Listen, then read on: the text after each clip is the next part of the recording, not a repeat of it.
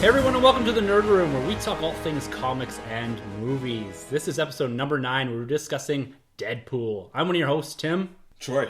And coming back, it's Sunjay, with special guest host from Delayed Offside, Baron! Hello. Great introduction to myself. That's the only introduction you're ever going to get. Yeah, I know. I'll accept it. You know, Baron, so give us a little bit of background. How did you get into nerding? What is your first time? Oh my god, Oh man, you don't bring him in for interviews, eh? You just like get Sunjay out of there, just killing it, just killing it. My background. It's an icebreaker, trying to get lighten the mood in this oversized annual issue. My background into nerding. Well, you can't see out there in Podland, but in front of you, you can see. Just based on my weight, I was born a nerd. So I was kind of like when I was younger, I was a big Star Wars fan as a kid. But my real big hook into comics and stuff was the X-Men cartoon in the 90s. Yeah, classic. And that was the real big hook for me, and that got me into X-Men, into comic books, and I kind of and just movies in general. Like I was a huge movie guy. I grew up on a farm, so that was like the only thing you could get was like movies, and that was a great escape from not wanting to do anything with cattle. So that's how it kind of started for me. And I fell out of comics for a long time. And then talking to Sunjay, who would always be talking about it nonstop. Like, have you read this? And it's like, no, I haven't. And so then I'd start checking it out again slowly. And it was actually in university, I think. And I kind of got back into it. And then I'd drift in and out. And kind of in the last couple of years, got back into steady purchasing. Nice. Which has been a problem of its own. So, yeah, that's my story. Nice. So what's your pull list consist of these days? My what? My list of comics. Man, you have a way of making everything sound sexual. Yeah, what are you talking about? It's my velvety smooth tones in my voice. Pull list, hey? Okay. Right now, I currently read like the Batman comics, so the Snyder one, right? That's by the big ones. I started picking up Old Man Logan, the new issues. That's the only Marvel comic I currently read. I picked up the Green Lantern Corps Oblivion because I like Tom Taylor. I think he's a great writer. He's got great science fiction, like the way he handled Injustice and even Iron Man. Like I think he's a solid. If you're looking for a good story, you're going to get it from those comics. Yeah. And the other ones I've been reading was Batman Europa, which is finally done, thank God. And I'm trying to think, like, there's so many. I started reading Suicide Squad because I figured, that's a time to get into it. Yeah. And there's a couple other ones, but I've been jumping. I'd start a couple. I stopped reading Cyborg recently just because I think I hit my point there. I used to read Earth 2. I loved Earth 2, and then I don't care for Earth 2 Society at all. Oh, no. So I've kind of drifted off. But yeah, so and whenever I go in there, there'll be something random, and I'll pick up and then end up buying a bunch of back issues. And that's how I end up where I am. Yeah. That's my list. Awesome. Well, speaking of DC, Batman, Superman, we got yet another Batman Superman trailer. Have we all seen it? Of course we have. Yes. This is the final trailer? This is the final trailer. Until the next trailer. Until the pre-release trailer, yeah. Age of Ultron got 3 trailers as well. I'm just putting it out there. It's just what you choose to watch. How many Star Wars trailers were there? Oh, there's everyone does about 3. Yeah. You have kind of your teaser, your first official, and then usually a final, and then a ton of TV spots. Yeah. The same footage broken up into 3 different ways. Yeah, exactly. But this one, again, feels like a completely different movie to me. Yeah. They've really focused in on Batman. Yeah. And this stuff looks awesome. It's great. Like, he is kicking some ass. And it's brutal stuff, too, right? Oh, yeah. He gives someone a stone cold stunner. Yeah, he does. That's right. Yeah. Like, when he punches that guy in the head and he goes straight into the ground. Yeah. And he gets some nice stuff from Alfred. Yeah. Yeah, he's really hands-on this time. Yeah. And he's giving Batman shit there. And, I think they're really pushing the Batman aspect of this now. They're really establishing this is a new take on Batman. Yeah. It's no longer the Christopher Nolan, Christian Bale Batman, right? Yeah. No, absolutely. It's much more brutal, violent, do Arkham anything. City fighting. Yeah, it is. Yeah, it's very definitely. much that style. And what I like about it, too, is that you actually can see Batman kicking the crap out of people. Like, when you watch the Nolan movies, it's the blur fast movement. You get to see some of it. Yeah. But this is like, this camera is following this guy's like prison style beatdown. And you're right, it's a lot like the Arkham games. Yeah. Like it's crazy how it works. One thing Snyder can do is fight scenes. Like that is his bread and butter. So Absolutely. Watchmen, the best part. Man of Steel, the best part. Yeah. So Even Sucker Punch, which was not great, but the fighting, pretty cool. Yeah. Action sequences are like such top notch. Yeah. yeah. And then everyone worries about everything else. We'll get into that in a little bit. Let's keep talking about the good of this trailer. I think the good for me was the Batman action sequence. definitely. Yeah. And from stuff I'd heard before, which was when they were first, when Executive first got to watch the final cut or the almost final cut of Batman versus Superman, they really keyed in on how great Batman was and how big a character this could be for them. Yeah. Yeah. Again, This thing's gonna take off. Yeah. Oh, yeah. It's like there's no way. Like Ben Affleck's gonna get a trilogy out of this. Yeah. Easy. Yeah, he's gonna be definitely. rolling around in money. Yeah. He's gonna be printing his own bat bucks. And just like, They're gonna be chucking it at him for years. Like Oh, yeah. And there's not a lot of Superman in this most recent trailer, right? There's a couple scenes where it shows them fighting a bit more. Shows Superman giving him a big shove. Yeah. And then it shows Batman blocking a punch. Exactly. Like, Yeah. Exactly. and the look, Yeah. the look of Right. What the hell? What's going on? And again, it's great because it really seems like DC's listening to the fans. The last trailer, people didn't react so well because they showed too much. A lot of times people are asking, how can Batman possibly go up against Superman? And that punch sequence shows, okay, he has a chance to actually go toe-to-toe with his character, right? But would you have liked to seen that in the theater, not in a trailer? I'm constantly hammering at these trailers, Yeah. but Yeah. it's because I still think they're showing too much. Yeah. Like I would have liked to seen like this going into the movie theater and being like, I have no idea how Batman's going to beat him, Right. and then if that happens, and you're like, whoa, Wow. like this is something I would have liked to experience. Okay, and yeah. I shouldn't have watched a trailer, Yeah. but I know I get caught in the same way. I usually avoid trailers for the most part because certain companies do produce trailers that tell you so much of the story. Yeah. And like if you look at the Suicide Squad trailers versus the Batman Superman one, there seems to be way more being given up on the Batman Superman one. Yeah. But I think that's potentially their method for trying to drum up some more support for this film. Yeah. Yeah. To get Absolutely. people interested. Seems like a lot of negative attention has been towards this movie. And, as I said, a lot of people going in are like, well, how can Batman fight Superman? Yeah.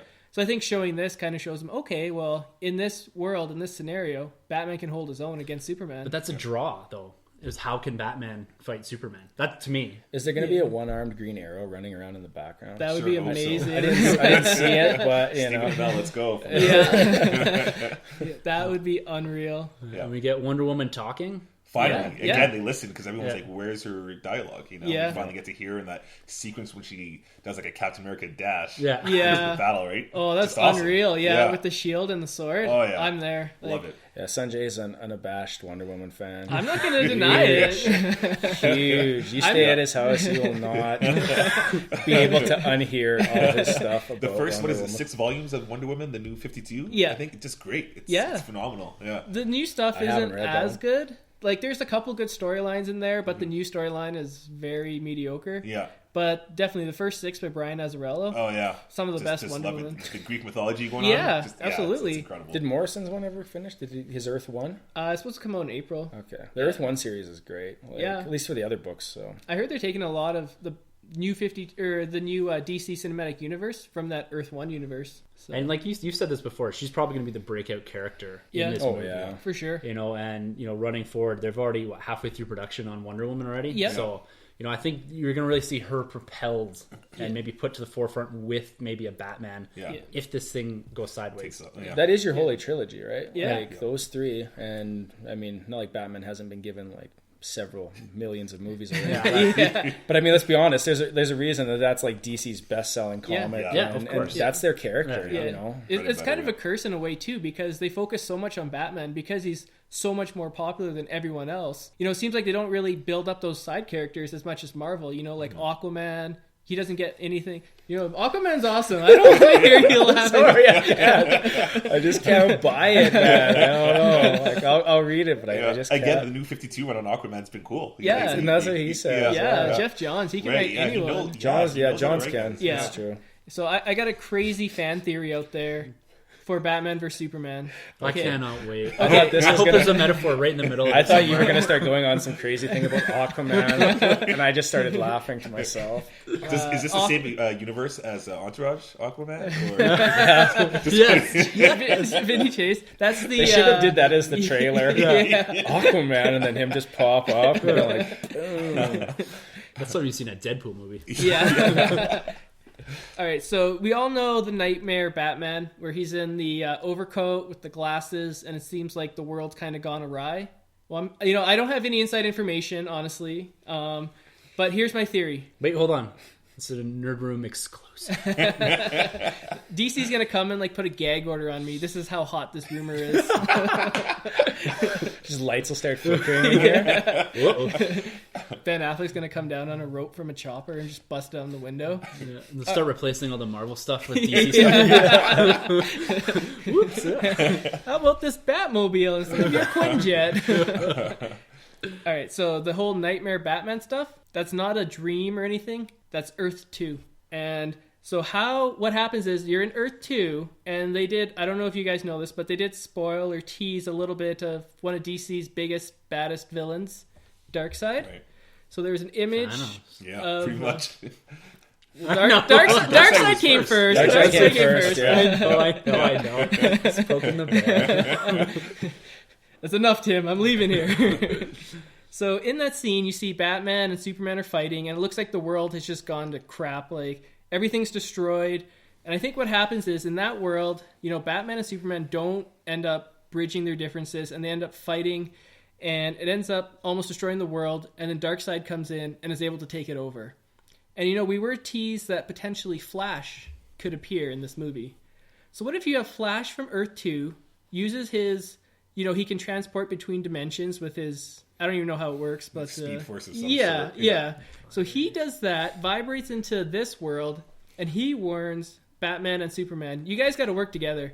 Because if you don't... I'm from another planet, or I guess another universe. And if you guys don't work together, then Darkseid's going to come and take you over. So, I'm thinking that's what's going to happen. I know it sounds crazy, but... it could work. I think your plot's too intense for a Snyder film. I think it's just it'll be like he's gonna run fast and they're gonna see backwards, and then they'll say, "Don't do that," and then the future will be fine, and there'll be some explosions. I can't remember though. I thought I heard somewhere that they confirmed it was a dream sequence. That's my. Well, they call it Nightmare Batman is like the name of of the actual. Yeah, you look at the action figures. Yeah, and stuff it's like that, called right? Nightmare Batman, right? Yeah. Well, make me say all this crazy fan theory for nothing. But I like your theory though. But it has even when you look at the film and that from the trailers, it's got like that different hue, like almost like that dream sequence hue. Or whatever, right? No, that's just a Snyder film. It's just gonna be the slow motion fight scenes kicking in there. I'm counting. I think there'll be 3 slow motion fight scenes. He'll actually be like singing a song and dancing seductively, and then that'll be him fighting in his dream sequence. Just a throwback to like Sucker Punch. Doing the Spider-Man. So, given this new trailer, there's been rumors that Marvel are getting a little bit of cold feet. Are they, DC. Oh, jeez. See, Marvel's so desperate to get Batman as a character. They have been feeding him information here. Yeah. It's finally come out. He's a mole. What's happening? No, so DC and Warner Brothers are getting cold feet, getting a bit nervous about this movie. Mm-hmm. And there's talks that if this doesn't perform well, that the whole slate might be in jeopardy, and they're looking at, what can they do? Can they slide in a solo Batman? Can they, move Justice League out? What do you guys think of this rumor? Do you think it's true, or do you think this is just people getting nervous about, performing, up in the upper echelons of superhero movies, like into the $200 million range? What does this need to break even? We got a lot of marketing going into this thing, and there's a lot riding on it as far as, the going slate and the cinematic universe itself. This is really your jumping off point. If this doesn't work, where do they go? You have Suicide Squad and Wonder Woman, then what? Solo Batman films forever? What do you guys think of that? I think if it doesn't go the way they want, I think they force out the Batman sooner than later. Yeah. The Batman movie, I think we'll get maybe even like a prequel of some sort, a movie of him with Robin, and we obviously see that the armor's up there in the trailers, right? Yeah. So maybe they'd really just push their money train. And if Leto's well received as Joker, then you have that thread to pull on too, as far as history goes, and putting those two in a movie, right? Yeah. Well, my thing is, what did they expect? Like, look at Snyder's last 3 comic book movies. So decisive. You got 300, Watchmen, Man of Steel. Yeah. You either love it or you hate it. Yeah. There's no in between with Snyder films. And so, I think maybe they're kind of seeing that now, like the test audiences, the people that love it probably love it a lot, and the people that don't like it probably hate it a lot. Well, like we already said earlier, though, the executives were super excited about the Batman aspect of it. Yeah. So they had some positive feelings around the film that they thought that this was going to be a success. Yeah, so the news is kind of interesting to me that now that they're a little... that people are skeptical on it. Yeah, absolutely. Yeah, well, I don't know. Like, some of the stuff I'm reading is that maybe they're worried about actually making back the budget. You know, this thing has to make like $1 billion. Yeah. Basically, not only to give confidence in this franchise, because if your Batman vs Superman doesn't make $1 billion, what does your Aquaman do, right? What does your Flash do? But there's the thing too, is like this movie's not gonna, like, I don't think this movie's gonna perform like Star Wars has. I don't think it's gonna perform as well as the Avengers. I think it's gonna be like that. Like, I think it's still gonna do good. Like, even look at Man of Steel. It wasn't like an over the top. It didn't do as good as Batman movies, as like the Nolan Batman movies. Still turned profit. Yeah. But I mean, potentially, if you're going to spawn a crap ton of different comic entities and movies and franchise out of this, then you might have to take a loss on this one to build it up. And that might be the platform for it. If this is your launching, you take a bit of heat on this one, you make this one big to establish those characters, and then launch them out in their own separate titles. I mean, if you look at Deadpool was made on a tight budget. Yeah. 45, 50. But it's that risk taking, right? Like, is Warner Brothers going to take the risks? And and Warner Brothers doesn't have as many issues as like a Sony did. Like, Sony had all their trouble. So I don't know why they wouldn't. This is their chance to really get in on this market, which has been dominated by Marvel. But they have to commit to this. Like, even if it underperforms, they have to say, no, we're not changing it. We're going through with Justice League. Yeah. We're going to put a Batman solo movie in there somewhere. You know, we're gonna build up Suicide Squad, Wonder Woman, and Aquaman, all those movies, and they just have to put the effort into it. Like, this whole rumors are getting cold feet and pulling back and just making decisions and changing things, changing release dates. That's when stuff starts to get That's that Fantastic Four stuff. That's exactly. You know, you get studio influence, Yeah. people poking at things. You know, let these guys make their movies. Exactly. Yeah. They have a vision. Yeah. Exactly. Like, I think the Fantastic Four movie had its issues, but I think a lot of it had to do with Josh Trank didn't get to put his vision onto the screen. Exactly. And maybe it would have been all over the place still, but at least it wouldn't have been disjointed. And my fear is with this, if the studio heads start poking at this and pulling it to pieces and then rushing out a Batman film and saying, Affleck, here's $100 million, you direct it, you star in it, you write it with your buddies and stuff like that. And I'm sure he'll turn out something great. Matt Damon, Ben Affleck, Kevin Smith. Kevin Smith as the featuring Penguin. a computer-generated Robin Williams as the Joker. It's like, oh my god, good Robin hunting. Good Robin hunting. But, you know, I think that they have to let this ride. Executives are funny like that, because you always hear these things about how much they change stuff, and just imagine like, nah, we need some more toys. Give them a purple bat suit. Let's get a purple bat suit. You need to go underwater and to space. I remember for the longest time with the Fox Studios, they didn't want the X-Men to have any robots, so you never saw Sentinels at all. Yeah, which is crazy. Just, like, that's silly such a things huge like part. that. Right? Or Spider-Man 3. They wanted Venom. You know, Sam Raimi wanted just the classic characters, and like, nope, we want Venom. Or Black Widow was meant to be an Avengers. Josh Whedon wanted the Wasp. Yeah. Right? Oh, interesting. Executives. Wasp would have been better. Yeah, I think so. Yeah, I do. And she's been great. Like in Ant-Man, she was an awesome character. Yeah. The thing of this movie, it's been in production hell for about 10 years. Like, it's been teased in what I Am Legend. So, you know, you kind of just got to bite the bullet, put this out there. I mean, is there any doubt that Suicide Squad's going to be a hit? That movie looks amazing. Everyone's excited to see it. That one's going to turn I'm a huge little profit. worried. Did you? A little more worried. What part are you worried about? Wait. There's something that I'm worried about, but you tell me what you're worried about. I'm interested in this. When I watched the first trailer, I was like, yes, a lot of character introduction. This looks great. It looked grounded. The thing coming into this, the last trailer, I've rewatched it a whole bunch of times. Yeah. There's some element of, like, and I know we got Enchantress in there and stuff like that, some element of magic or aliens or something. Like, I don't know who the villain is, and what that villain is scares me. If it's like all of a sudden we got these, you know, like a lot of these guys are quite grounded. You know, I know you got Killer Croc and stuff like that in there, but and you throw in a random, in all of a sudden they're fighting like these demons or aliens or something like that. Right. It's going to go sideways from what I thought it was going to be. I thought it was going to be more street level, grinding it out, bullets and brawn and stuff like that. Not this kind of, you know, all of a sudden we're fighting the, you know, aliens from wherever or So that's a small aspect that's got me worried, because I thought the Joker was going to be the main villain too. Right. And they're going to be chasing him around. Like a Hannibal Lecter kind of thing. Like he kind of gets out and they're after him. And they're kind of like, well, he's got... And I don't know what I thought, but there's some of the scenes that kind of worry me a bit now. And didn't Jeff Jones go on and say something about that he might not actually be the villain, but like an extra member of the Suicide Squad? On that DC special, he was kind of like, he's not really part of the squad, but he's also, not the villain sort of thing. Right. Which I would hate, to be honest. Like, I wouldn't want Joker to be in a group of other villains. No. Joker should just be on his own. He doesn't fit. He doesn't fit in it, right? Yeah. He should be like a mastermind. Like, he should be... There should be, I don't know, some, like, your henchmen and stuff like that, or maybe even some, like, lieutenant level bad guys. Exactly. And Joker's kind of... orchestrating things behind the scenes, like he's come back from Gotham, and I don't know what city they're in, but something like that. But I get this feeling that there's something else going on that they're not quite showing us yet. Yeah, which is quite the opposite of Batman v Superman, because they showed us Doomsday is going to be the big bad, whereas here they're really holding back because we don't know. Yeah. So. What are your thoughts on Doomsday being kind of the big baddie?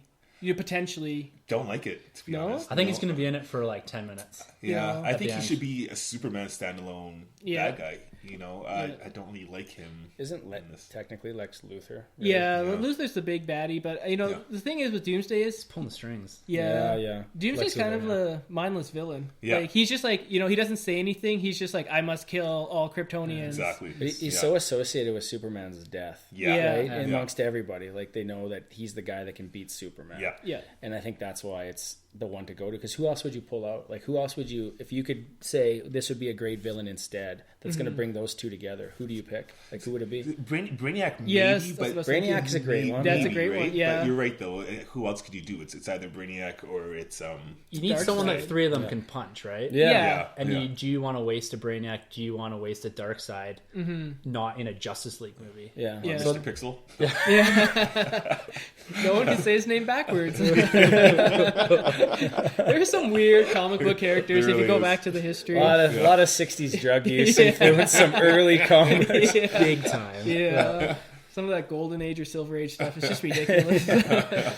Old war vets and then drug users in the 60s. I'm holding out for the Wonder Horse, the Superman horse. Crypto the Wonder Dog. Do you think it's a mistake that they killed Zod so early? I think so. Yeah. They should have shoved him in the Phantom Zone or something. Yeah. Well, like, that's one thing I never understand with shows or stuff. Like, even, like, for example, for a non-comic book one, like Sherlock.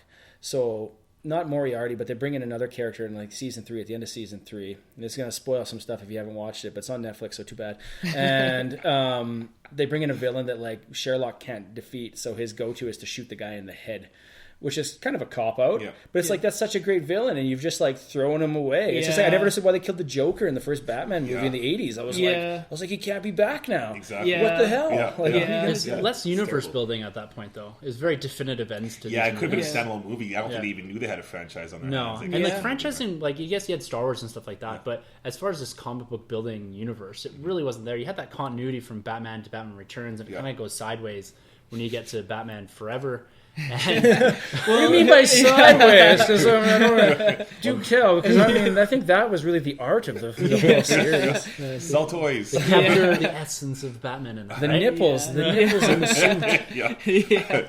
But when you have a guy, like Michael Shannon playing Zod, like an incredible actor, why get rid of a guy like that? Exactly. Zod's such an iconic villain too. Yeah, and just underutilized. That those fight scenes were so epic. Just enjoyable. Yeah.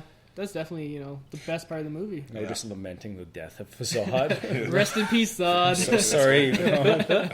But yeah, I think letting him go was a mistake, and I think that's something that the Nolan trilogy was really good at. Is that villains didn't really die until the final bit there. The Scarecrow's he's throughout the whole show, and the Joker would have been like we were talking earlier, flashed in the third movie had Heath Ledger not come to an untimely death, right? Yeah. Do you think he would have been the one up on the big stack, the judge? The Joker? That would have been interesting. That'd been cool. I think that's where I'm going to guess that's where he would have been slid in. Really cool. Maybe. Yeah. And even Ra's al Ghul, even in the third movie, you still got a sense that he was kind of... Yeah, he was still a part of it. Yeah. That was a great villain. Do you guys like Snyder? Yeah, so good. Do you guys like Snyder's vision? Because he's kind of changed a bunch of stuff with, Superman's costumes more, New 52, and he's changed it.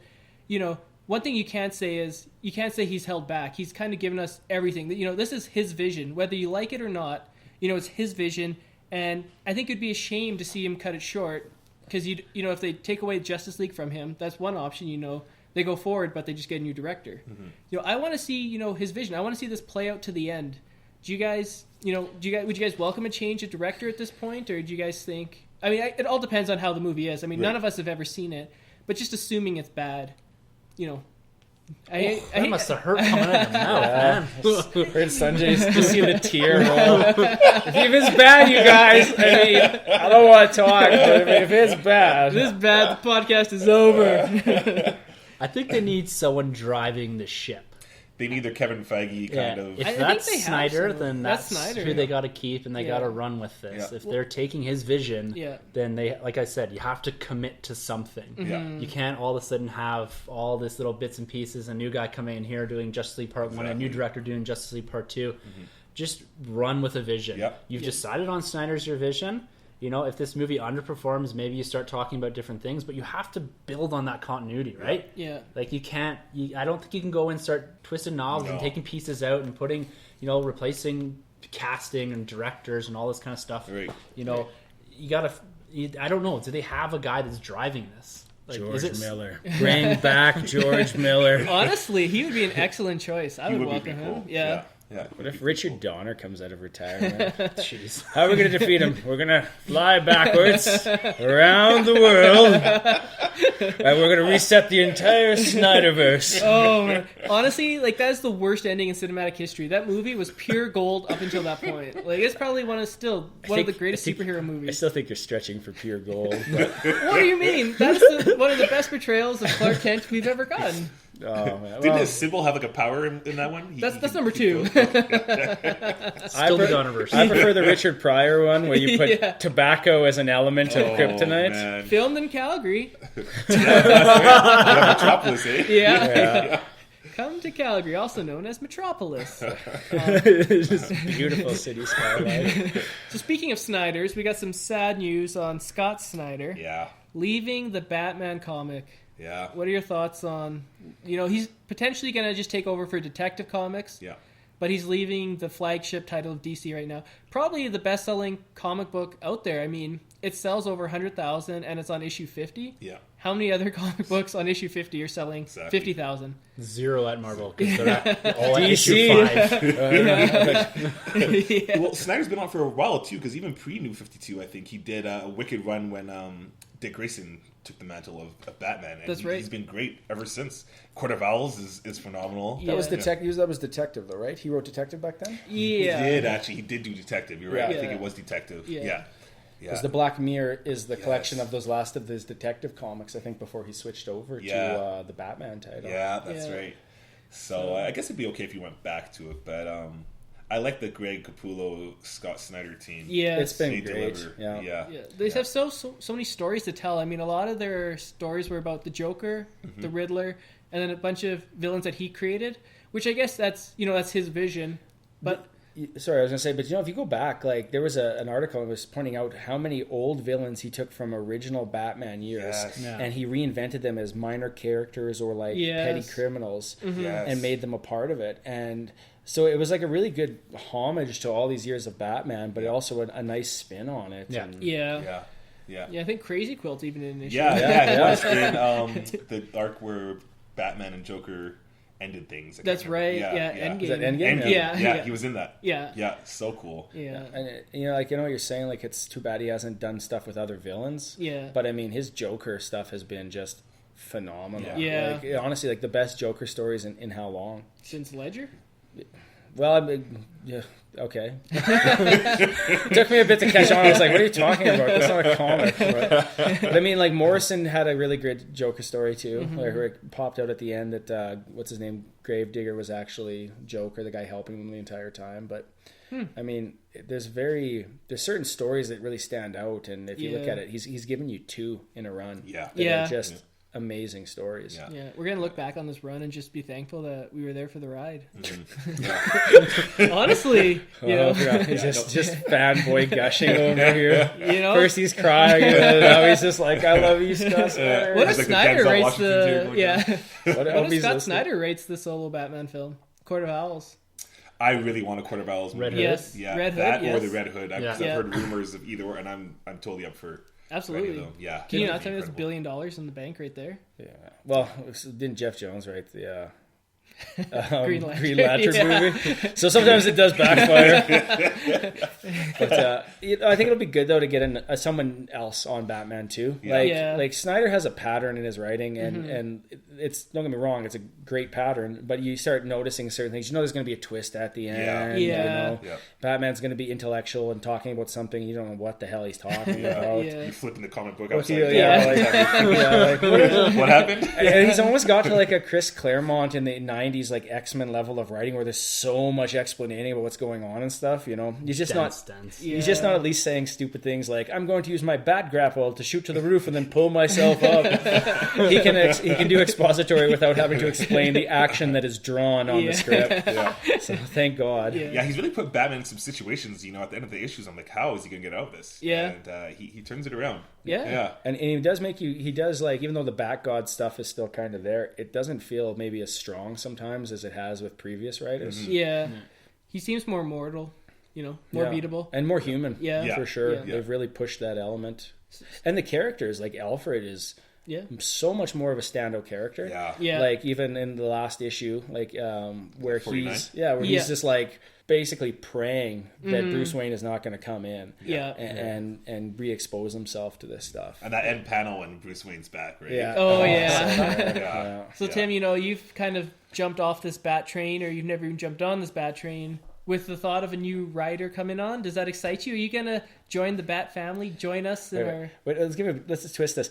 Which Marvel writer taking over Batman would get you to read it? Like, which Marvel writer would it take? I don't want to see any of the writers leave Marvel right now. Stan Lee. Jack Kirby comes along. Well, can you imagine Stan Lee reimagining Batman? Didn't they do that? Yes, he's like a giant they were bat. awful. Superman's like this like green guy. Like, oh man, I don't see him writing that well. Stan Lee bankrupted his ideas in the 60s and has just been living on like the Marvel cameos. Exactly. He had a great cameo in Deadpool. So good. We'll get to that. I don't know, man. Like, I'd love to jump into Batman, and I've read some stories of the Court of Owls stuff and a few others, but like I said, like there's just so many comics. And if I'm gonna get into Batman, that means it's gonna lead me into another and another and another, and to the dark side. Like, is it possible to contain myself to just Batman or just a single Batman comic? The Batman comics have actually been pretty good in not being event driven.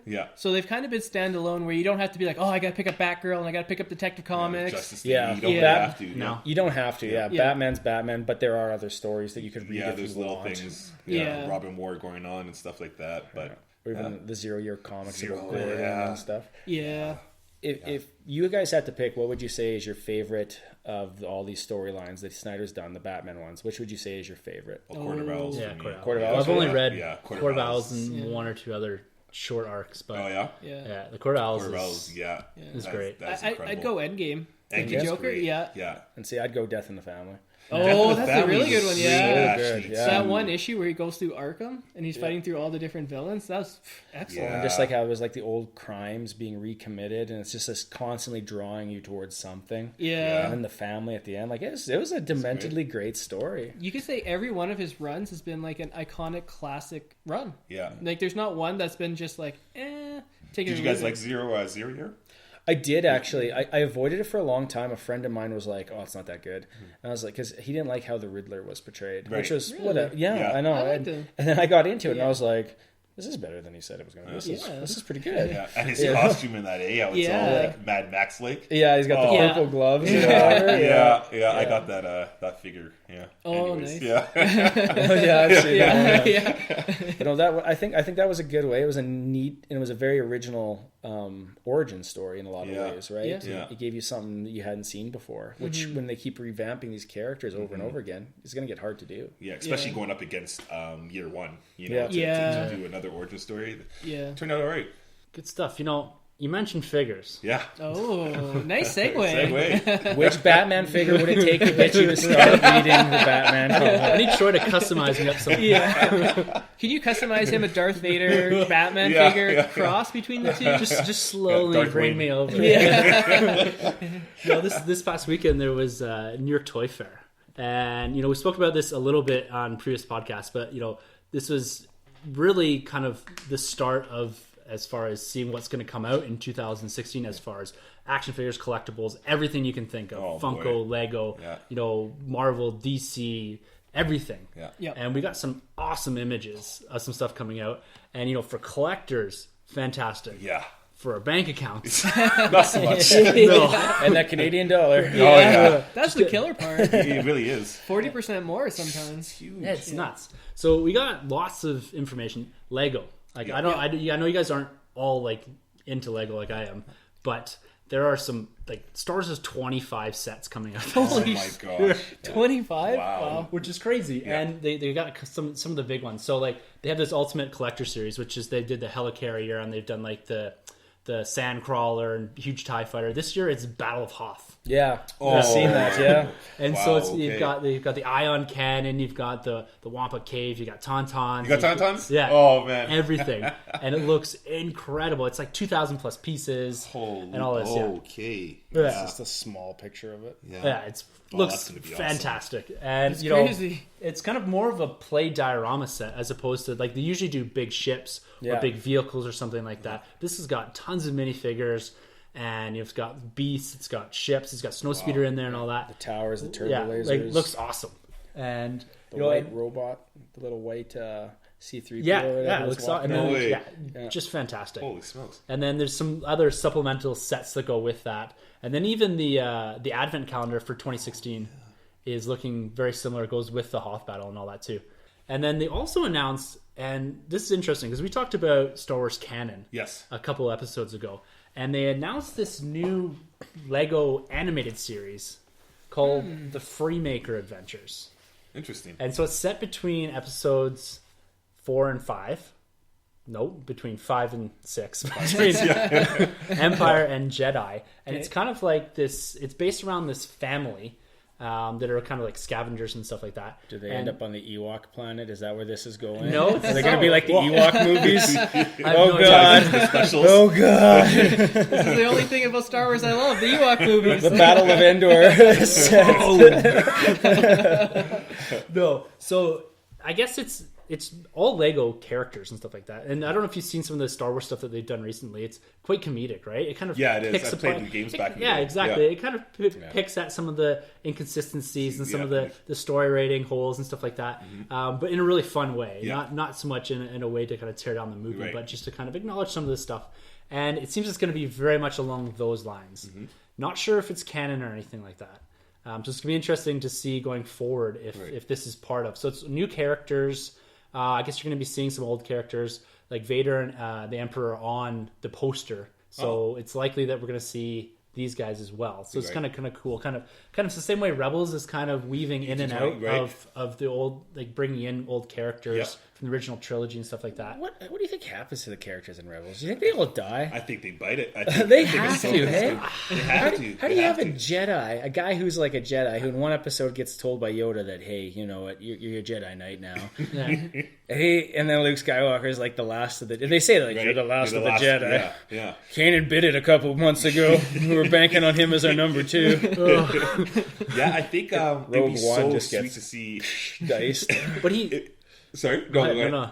I was just gonna say it'd be really cool to see Ahsoka in the film one day, but the chances of any of them making it out of there. You think so? Like, what about in like Rogue One or something like that? Like Sabine's a huge fan favorite. Okay, so she is. That'd be cool. She is, and Hera would be cool to see. Well, I don't think the Jedis will, because I'm pretty sure they made it clear like we won't see any Jedis. This is a time when Jedis but we are are gone. We are going to see Vader. We are going to see Vader, absolutely. But I don't see any Jedis making it out of this. So we could see Hera Syndulla, and we could see was it Zavine? Yeah. What's Zeb? Zeb maybe? Yeah, I think Zeb's gonna bite it too. He's gonna die, man. So that means they have to have a definitive end for Rebels. They do. Like they have to say there's a 5. There's you can stay on Alderaan as long as you want. What an ending that would be! Is that another moon? I don't know. Just better take shelter. Ezra, we're safe here. Even I got that one. You know, it's a good joke because Sunjay can understand the Star Wars joke on any level.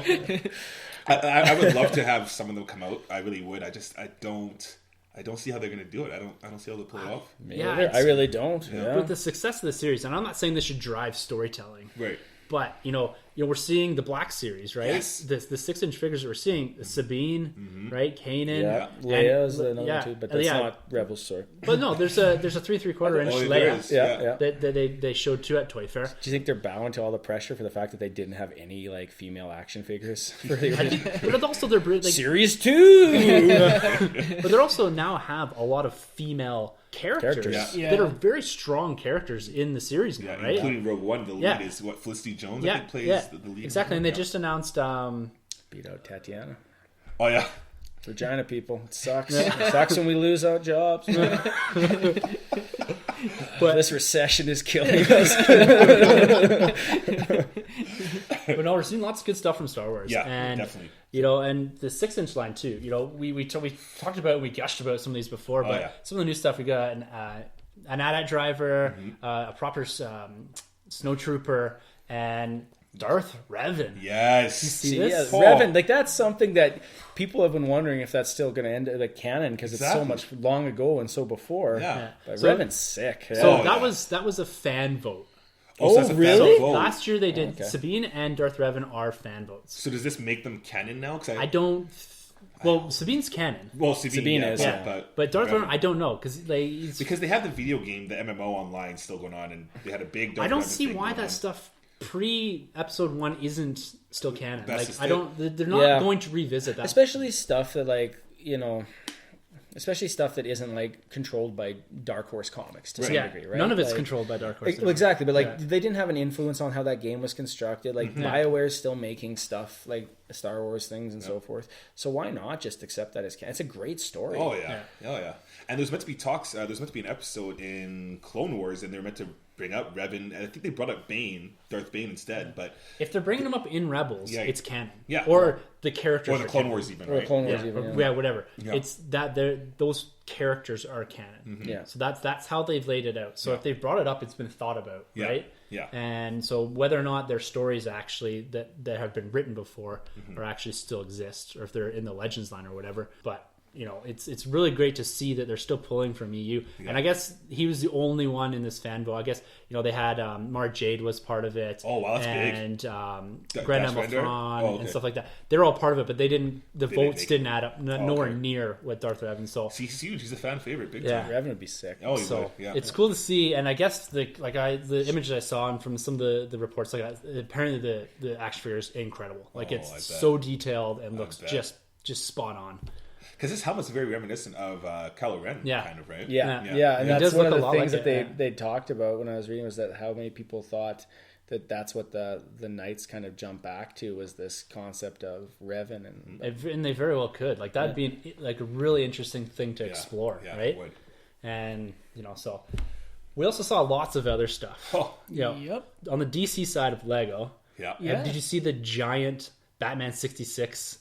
So they have the Batmobile, the Batcave, all the way up into Wayne Manor and everything like that. And there's even the portraits up of his parents. They even have the Bat phone there. The Bat phone and the helmet. That's incredible. And the pole on you get all your classic minifigures. You get the Riddler, Joker, everything. It looks really cool. Yeah. Give me Egghead, the Lego figure. King Tut. And if you ever decide to gamble on the Batman machine, when you get Egghead, it's payday. It is big payday. You're just like, it looks really cool. And the Marvel stuff, you got like we've talked about the Civil War stuff. Seeing the Black Panther minifigure stuff like that. Yeah, that's great stuff. Unfortunately, it's super expensive. That's the one. They even got the Snyder and Capello, the bat suit or whatever. Oh, nice. Yeah, the Bat Bunny. Talking about Lego and DC, I noticed they had a bunch of Suicide Squad stuff up. Yep. But they didn't call it Suicide Squad. They called it Squad? No, it was Batman Gotham City. So it was the people Batman's friendly friend. Yeah. Yeah, no, so it's not based on the movies, it's just based on the comic books, but I thought it was interesting that they'd actually, well, obviously they're probably not going to have any Lego tie-ins to the movie, You know, I don't see why not though. Well, when's the Deadpool Lego stuff gonna come? Yeah. Probably never. That'd be amazing, though. Yeah, it's a tough market because how adult it is. I don't think we're ever gonna get anything. But with the comic books and stuff, I thought it was interesting. There's a Harley, Killer Croc, Captain Boomerang. They're all comic based, yeah. Yeah. So it's all comic based. Yeah, it's all comic. No movie based stuff. Okay. Yeah. Yeah. For now, I mean, maybe in the future, but I just don't see it. Yeah. So we're also getting crushed on Legends. Yes. 12-inch Legends now? 12-inch Legends. And they're not calling the 3.75-inch Legends, which is kind of silly. Yeah. But the 6-inch Legends, there's like 6 waves. Yeah. Miles Morales. Yeah, there's a Spider-Man wave they showed. There's Doc Strange wave. Another Cap wave that has Scarlet Witch. And the cinematic. X-Men, you see the Iceman? Yeah. Cinematic. Oh, man. They're not talking about Build-A-Figure, so people are thinking Apocalypse maybe. Oh. Well, for that. Really? Yeah, well, because you got Iceman, Rogue, Kitty Pryde. Isn't what's his name too? When Magneto and Onslaught's one of them for the X-Men, I think. Because Red Onslaught is the for Red Onslaught. Yeah, he's the Build-A-Figure for Red Onslaught's a Build-A-Figure for the Cap Wave 1. Oh, okay. Oh, okay. Because I saw one. Somebody had a helmet and is with Kitty Pryde. You could see they had. I think it was Onslaught. Oh, maybe I don't know. I'll maybe have to look up to it. Yeah, I have to look. Maybe that is the Build-A-Figure for it, but it's incredible. Yeah, we're getting crushed by the Legends. Though. Yeah. Are you going to get the 12-inch? Oh yeah, definitely. Because the first 3 are Iron Man. So mature. 12-inch Legends, everybody. Legends. I come from a town called Regina. It's just whatever. Rhymes with fun. I was waiting for someone. It's got to be said eventually. Spoiler alert. Someone's got to make the I Deadpool thought for jokes. sure that's how you're going to introduce them. Can we go back, rewind, and retry this? Delete everything and start again. Yeah, looking good on that. So, For the 12-inch Legends, what have they introduced? We got Spider-Man, Cap and Iron Man. Yeah. Okay. And do they have interchangeable masks? Interchangeable heads. Yeah. I think Iron Man comes with one that has like the Tony head with the mask can come on and off. That's pretty cool. Steve Rogers is the same. I think Spider-Man has 3 heads. Yeah, it's the pizza kind of head from the previous Legends line. Yeah, with the mask half up. Yeah, and then the full mask off. Full mask off, and then the Cap one comes with helmet on, helmet off sort of thing. And the articulation. Yeah, there's like 36 points of articulation. Yeah. So you can post this guy doing anything. Anything. Those are pretty cool. Yeah, looking sweet. Like last year, I thought we had a lot. I think there's more waves this year than there are last year. Yeah. It's looking great. The stuff we're seeing as far as what they're putting out there for collectors, as collectors focus. Yeah. These 6-inch lines, they're really directed at us, the 25, 30-year-old men. We drive the market, though, right? It makes sense. And, listening to some of the stuff from out of the Hasbro panels and stuff like that, they're very specifically directing the 6-inch stuff towards collectors. Mm-hmm. And then the 3 3/4 inch, the lower, articulated figures and stuff like that. The paint apps aren't as good, and they're doing the 2-inch line for Civil War and stuff like that. And so they're really pushing not so much dividing the market, but saying, we'll focus this on kids, and we're focusing this for collectors, right? Yeah. The card art is fantastic, the articulation is great, the paint apps are awesome, and we're just seeing a ton of that across the board. Oh yeah, and it's it's a great time to be a collector. Yeah, expensive time to be a collector. Speaking of Civil War stuff, I actually saw some very minor stuff drop at Walmart the other day.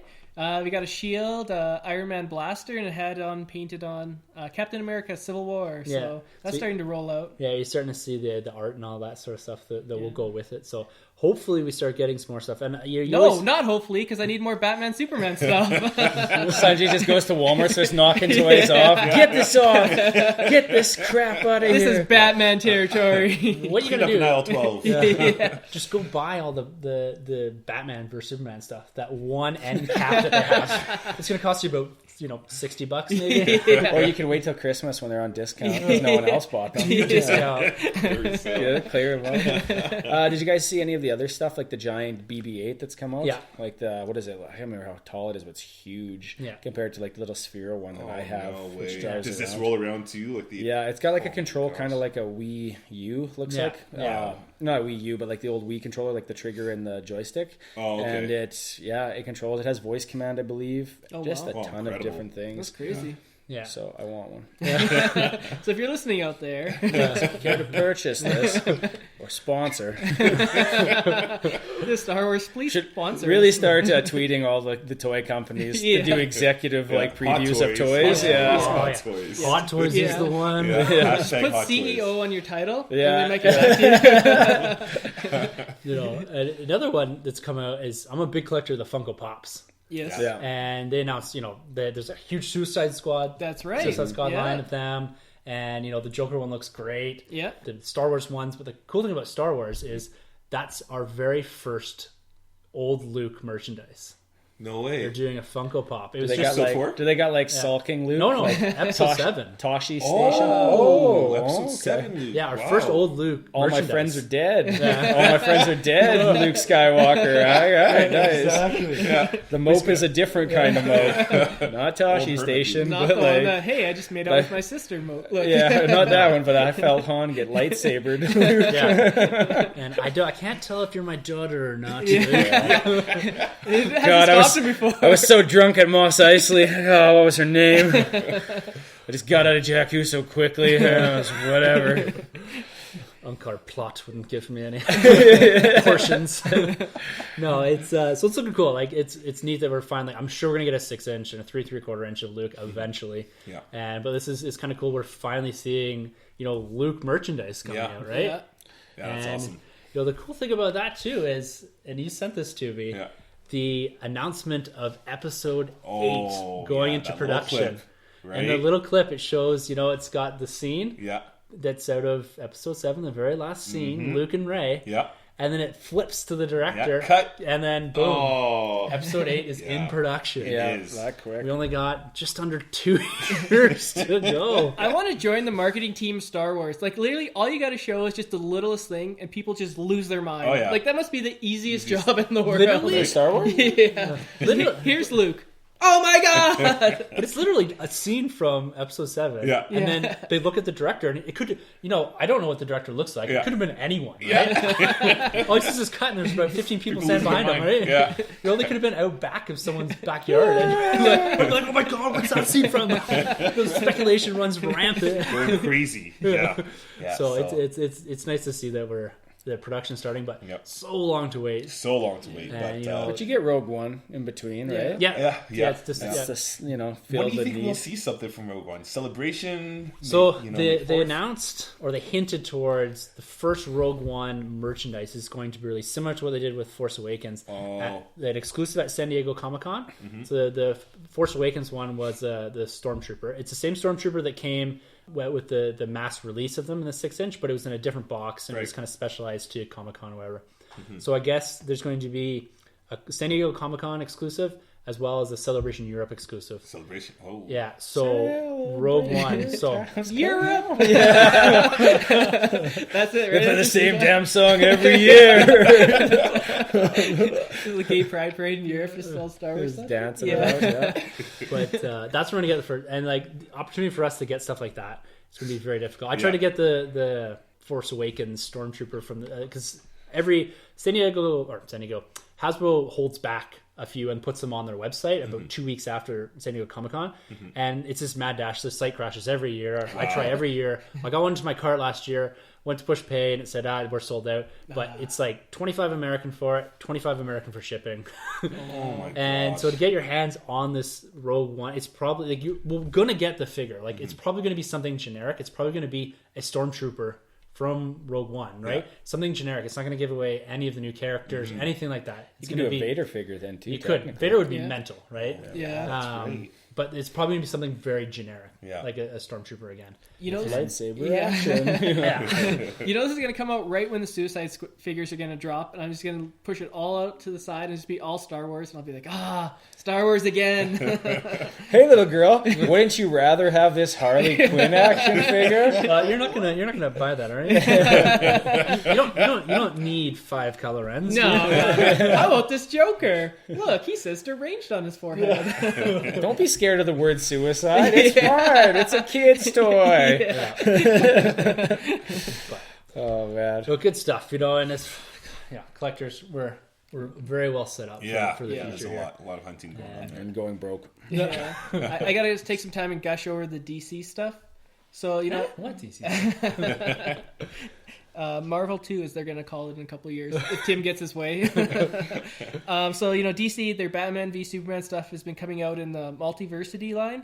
Or no, that's not right. Is it Multiverse line? Multiverse line, yeah. Yeah. And so they're actually continuing on with that, and they released the first wave of Suicide Squad figures. So we got Batman, which is the exact same, but he has a gas mask now. Ooh. Yeah. Different box? Different Carter? Probably same it will box. be different box. It's gotta be You gotta get it, Suicide man. Squad. Yeah. No, Squad. Squad box. Yeah. The fun squad. Killer Croc, Deadshot, Joker with the purple coat on, the shirtless Joker. He's in many costumes in this movie. Just gotta let the people know what kind of Joker we're getting. Selling action figures. I don't care what you say. He's gonna be in 4 different costumes. It'll be like a tattoo your Joker action figure with like different stick-on tattoos. Yeah, Play-Doh. And we got Captain Boomerang and Zatanna. So that's a pretty good figure. Say Zatanna or Katana? Oh, Katana, yeah. Sorry, I've been reading some Justice League Dark, so yeah. Got my lines crossed there, although Zatanna figure would be amazing. And then they also announced Harley Quinn will be coming out in either this line or line 2, but they haven't released her yet. These are 6-inch. Yeah, ones. 6-inch, yeah. So they'll fit with the same size as the Man of Steel figures and the Batman vs. Superman. So you get a nice cohesive unit. They also fit with some of the Nolan ones, and I think they also fit with the Green Lantern ones. Cool. So if anyone still has those hanging about, Ryan Reynolds, Hal Jordan, it'll fit with your Suicide Squad figure. Do you think the Arrow TV show and the Flash would kind of work with these guys too? Yeah, they already have their own line for. So this line is 3 waves. You got TV, comics, and movies. Okay. So they have a wave, but I haven't seen it out in Canada. Who comes out for the TV ones? We got Green Arrow and Flash. Yeah. And then we also got Endgame Joker, and I can't remember who the 4th one is. Wait, that's a TV one? No, that's part of the comic one. So the one wave is But you know TV and comics. Do you know what the figures are though? Yeah, the Flash. Just the Flash and just an Arrow? Flash, Arrow, and I think Reverse Flash. And then Joker from Endgame. Oh, okay. And then they also No announced... Zoom action figure? Not Oh, yet. They're probably going to pull from Legend of Tomorrow, I imagine. Oh, for Captain sure. Cold. Captain Yeah, Cold. definitely. I think there's a Captain Cold already. There was, yeah. Yeah. There's a very Yeah. early Yeah. Captain Cold with the first set of the Yes, Flash that's ones. right. Yeah. Okay. Yeah. And then they also... Dead Hawkman. Yeah. Whoa, spoiler alert. Well, it just sucks if you're the guy who gets cast as Hawkman. You're like, yeah, I got this job. I'm going to be on this TV show, Ma. Episode 3. Yeah, the guy that kills you guys every 100 years, he kills you pretty quick. And then we have the DC animated Yes, that's right. line as well. So Which does is that fall what under TV you and as well? I are both excited Oh for. yeah, yeah, exactly. So is that just the Batman animated, or are they also going to do a Justice League Unlimited? So far, just here's Batman. Just Batman, eh? Yeah, and then the Batman Beyond. But I hope they branch out into the Justice League Unlimited. Limited. Cartoony. Super There's so Friends? many good Oh, yeah. Super characters Friends. to You got bring the up. Aquaman and the Wonder Twins. Yeah. Again, Aquaman. Back to Aquaman. It all ends with Aquaman. Sanjay just spends so much time trying to sell people on Aquaman. You know who'd be cool with this team? Aquaman. You know what figure they should get? Aquaman. He's hot right now, okay? There's some great ones with the DC. Like you're getting the Batman Beyond figures. Yeah. The cantankerous old Bruce Wayne. Yeah, and the dog too. The dog, and yeah. then the bat suit, and then you're getting the original style Clayface from the animated series, That's pretty cool. as well as the Christmas Joker, which is I think kind of a nice variant because Yes. that was his Nice. first appearance was as the Christmas Joker. That was Exactly. first episode, Yeah. wasn't it? Yeah, Yeah. And then the Harvey Bullock from the original stylings, and there's another one I'm missing. And then when the animation switch, there's the Batwing, which is going to be it's just huge and looks awesome. Why don't these come out in retail stores?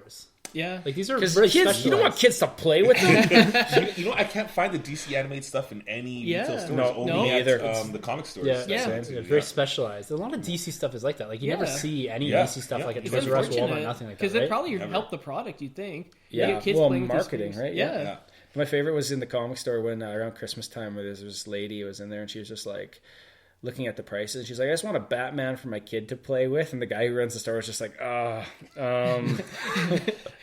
I don't know if these are the ones. Like, I mean, you can probably go buy like a $10 Batman figure anywhere. Just probably not the comic store. It's like the one place you can't get a cheap action figure. Yeah. Well, it's a good thing he didn't try to upsell Harry. That's good on him. Yeah, that's true. That's true. You want this hot toy? Yeah, you want the Squaresoft multi-posable Japanese Batman. It's this big and $800. DC also released its own dedicated line to the movies, so it's going to be different from the multiverse line. 6-inch figures, I think 40 points of articulation. Yeah. And the retailing I heard for about $45, so they're kind of expensive, but you got Man of Steel, Zod, Feora, Jor-El. Batman vs. Superman, I think you got the Trinity and Lex. And then Suicide Squad, I think just Harley, Deadshot, and the Joker. These are 6-inch, 40 points of articulation? Yeah. What the hell is articulation? I was like, you bending the pinky. Their hands? One, two, eyelid is separate. Yeah. Is this the one with the lower paint apps, though? Or is the quality better in this? Because I saw one, which is the multiverse, which you have, and then I saw the other one, which was like far lower quality in paint apps. So I don't know if that was the 40 point articulation or better be better else. quality for $40. Exactly. And if you're putting 45 points or 40 points of articulation, you have to have good paint apps. Right? That's right. So, they look pretty sweet. I think they have some pictures up of the Man of Steel and Batman vs Superman one. Cool. No Suicide Squad ones yet, but they look pretty cool. Like the Jor-El one actually looked really cool. Nice. The what's his name? Russell Crowe. Yeah. I have How that. dare you forget his name? I mean, they killed him off too early. Well, he DC's does always killing off characters too early. He kind of has to die. Yeah, I think every movie he dies actually. Yeah. I like robots. I like Robot Jor-El. I like Marlon Open this Brando. door. Close this door. Yeah. Did you ever hear this? Force Ghost. Did you ever hear the suitcase story? No, what's that? So Richard Donner, like when they got him to play Jor-El. Marlon Brando. Marlon Brando played Jor-El. He wanted he was going into his phase in life where he was basically a recluse. Yeah. So he's like, well, why do I have to be? He's like, he's an alien. People don't even know what an alien looks like. Why can't you just replace him with a suitcase? And and they were just like, because you can't. And he's like, well, I can just do voiceover work on that. And it's like, no. So it's like an old story from Wizard magazine from when I was a kid. And I was just Wizard. like, what the hell? It just stuck with you. Yeah, it is a good throwback. Wizard. Yeah. Love that. But they actually still used Brando for that Superman Returns movie. He did an iconic portrayal of Jor-El. And he got paid more than Christopher Reeves did. Yeah. DC has a history of paying the side characters. Like Jack Nicholson got paid a ton more money than Michael Keaton. He also made residuals on that. He made so much money. He got more as the movie did well. Yeah. He got more and more money, right? But who made more money in Thor, right? Natalie Portman had to clearly. Oh yeah, definitely. Yeah. And even Loki too. And the dad, how to his dad's name? Anthony Hopkins. Sure, right? Exactly. Yeah. And now she can't even stand being in those movies. We're doing an adventure movie. I'm gone. I'm in Europe studying. Yeah. Repeating pattern of Natalie Portman's. I want to be in giant franchise movies. Amidala. Yeah. She was good in V. Yeah, but it's not a franchise. It's a one-shot. Well, why did they have to kill V at the end? They don't. Everyone becomes V. You have to say spoiler alert. People haven't read it or watched it yet. That's true. That's true. So I see you have Thor's hammer. It's pretty impressive that you were able to lift it on top of that bookcase. I just want to point that out for you. Is the bookcase worthy then? Yeah. Is the bookcase worthy? Yeah. If it's in an elevator, the elevator goes up. Is the elevator worthy? Is the elevator worthy? Classic Age of Ultron. All right, gents. I think it's time to move on to Deadpool movie review. The best comic book movie of 2016 already. So far. All right, so I think what we should do here is let's do a quick kind of spoiler-free discussion. Maybe talk a bit about generically the story, how we felt Ryan Reynolds did, some of the adaptation, maybe the costume, stuff like that. And then kind of give some sort of rating or whatever. Okay. See it, rent it, don't bother or something like that. Right. And then we'll jump into full spoiler discussion. Maybe I'll try to timestamp it so anyone coming in can kind of look at the spoil. Most people, I'm assuming, have seen this. Yeah. But $260 million worth of them. Should we speak about the box office gross a little bit? I mean, that surprised everyone. Yeah, it did. Yeah. Did anyone predict it? My prediction was way off. I predicted 72. Yeah. I thought it was going to be the top movie this week. I really for did. sure. Oh, yeah. Oh, yeah. Because, like we said, like that campaign was so engaging. Exactly. Yeah, you were best always marketing looking to see campaign. what they were doing Yep. next. You were looking; it was funny. Yeah. it was great. That's what put a lot of people into the seats. Because, like, on paper, right? Yeah. This thing, it's been in development since 2009. Yeah. It had a director, first-time director. You know, all he's done is visual stuff before. The director's been signed on since 2011. Yeah. Wow. You know, it's an R-rated comic book movie Yeah. in the graveyard of February, right? Yeah. Valentine's Yeah. Day. Low budget film. Like, Yeah. Low budget, $58 million. Yeah. You know, on paper. And then they already took a shot at this character.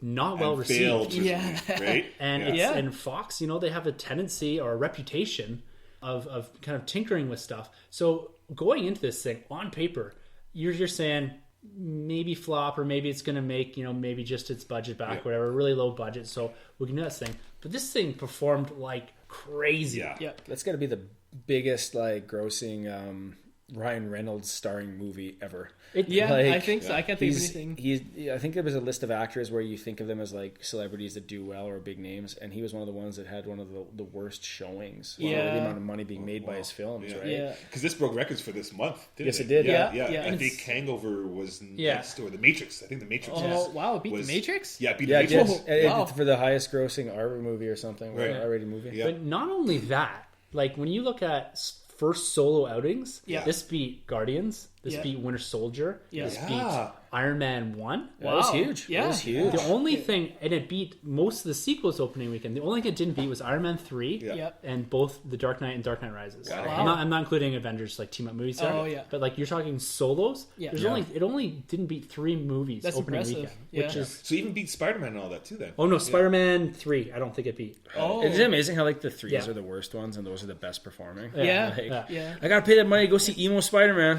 Yeah. or Iron Man hang with a kid for 2 hours. Yeah, it's funny you say that because X-Men 3 is the highest grossing X-Men film.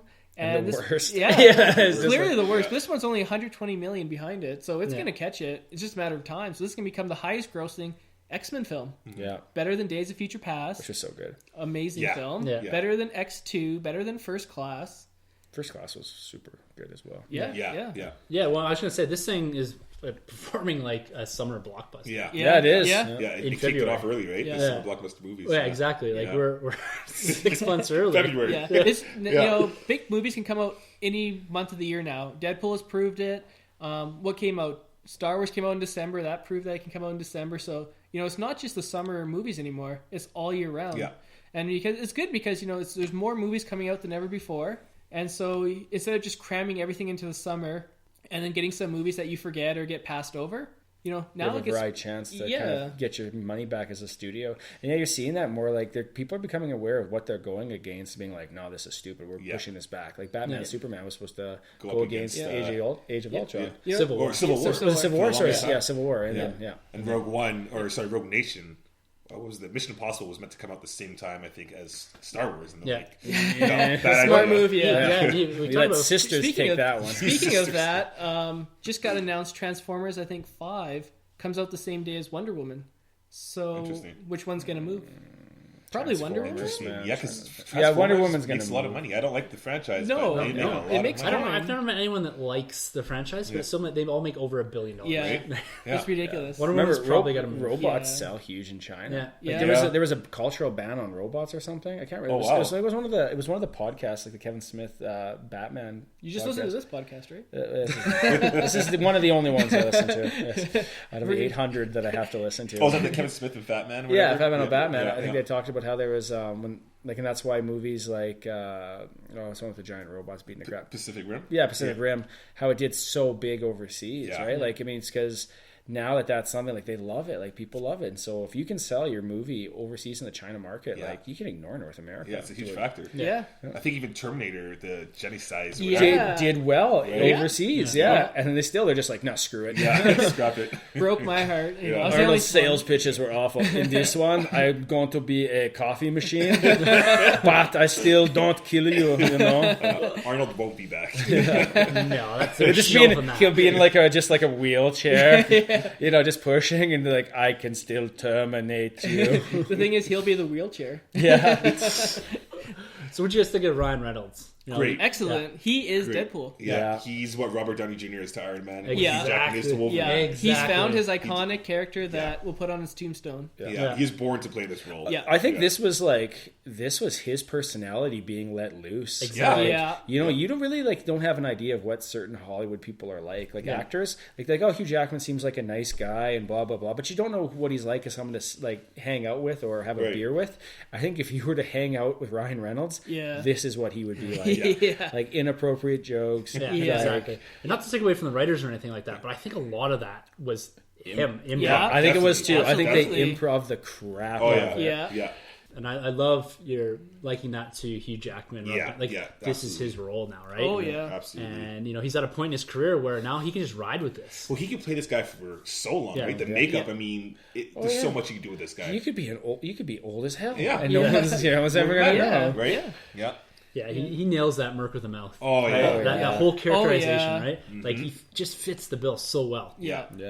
He's And, great. his costume, spot on. Oh, Right? yeah. Excellent. How often does a costume translate well from a comic book? And then I mean a flashy costume. Yeah. Transfer that well. Well, they didn't try to make it something different. They didn't try to make it. Okay, we're gonna make this black. more battle. Add gray. Whatever. Good thing Singer didn't design the costume. They're just we're gonna More leather. Yeah. More black leather. Brian, are you into something? No, don't worry about it. More leather. Yeah, they didn't. Yeah, that's what I love. And even Negasonic Teenage Warhead. Yeah. They're we're going to put a yellow costume on. And that's the best looking X-Men costume I've seen. It looks good. Yeah. I had the hardest time remembering her name. I was it's something about a warhead. Negasonic. Negasonic Teenage Warhead. And Colossus, how great did Colossus look? yeah. That's the Colossus we've all finally. wanted. Yeah. We and my buddy were talking about this because my girlfriend was like, I didn't think his character. I was like, are you kidding me? He was awesome. He's the most stand up, straight-laced X-Men. And there he is, punching and walking around. It was badass to see him out there. Him and Deadpool together, right? Yeah. And his accent, you're right. Yeah, they brought the Eastern European accent. Oh, yeah. Perfect. And just to grab an X-Men character that's in the movies that isn't used to its full potential and bring it in as a supporting character was such a good choice. And it was cheap for them to afford. Really. He was never I wouldn't even consider him a supporting character in the other movies. No. He was a side character, a he's throwaway, a a background. It's Yeah. it was almost like a nod, right? He's like an extra. Yeah, exactly. I mean, when I was a kid and he appeared in X2, I was like, that's so awesome. I'm going to see Colossus. Yeah. And then the rest of the time, I'm like, Never again. And then a little bit on Days of Future Past, I'm like, all right, Colossus. It was great to see him utilized in this movie. Did Fox kind of paint themselves in a corner with this being an R-rated movie? Where do they go from here? Because are they going to alienate? Okay, I got an answer to this. Go ahead. Okay.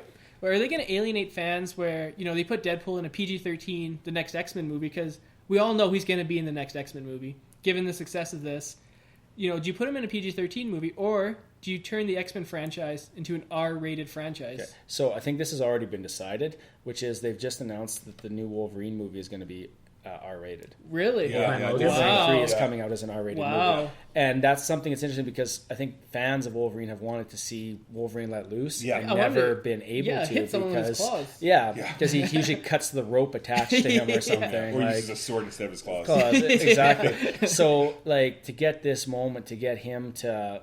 I think it's opened up a market that people didn't realize existed. Right. And I think that's why Fox was probably so hesitant to this movie in the first place. You're going to do an R-rated comic book movie? It's not going to sell. And how many kids did you guys see in the theater when you were there? Tons. There was crap tons. Yeah. Kids are going to see it anyway. So does an R-rated, say, Old Man Logan story work? Because the reason this R-rated movie worked was because it was funny. Yeah. Can you do a serious, gory, very violent R-rated? I think you can. You think so? That'd be as successful as this? I don't think it's a must though. I don't think it's a must, but I think you can do it. Yeah. But hasn't every major comic book movie just been a Mark Miller story eventually turned into one? Civil War. Kick-Ass, right? Kick-Ass is his. Yeah. So is basically the Ultimates, which was the first Avengers. Well, exactly. But they pull that whole universe is pulled. Yeah, right? exactly. And it's I think that's why he started doing his own comics like Kingsman and stuff because it's I'm going to make money off my crap. I am sick of this. And even Jessica Jones, that's a Miller vehicle too, right? Alias was his comic. It was his Max Line comic. So the guy's sold his stuff is selling so hard, and he's probably getting nothing for it.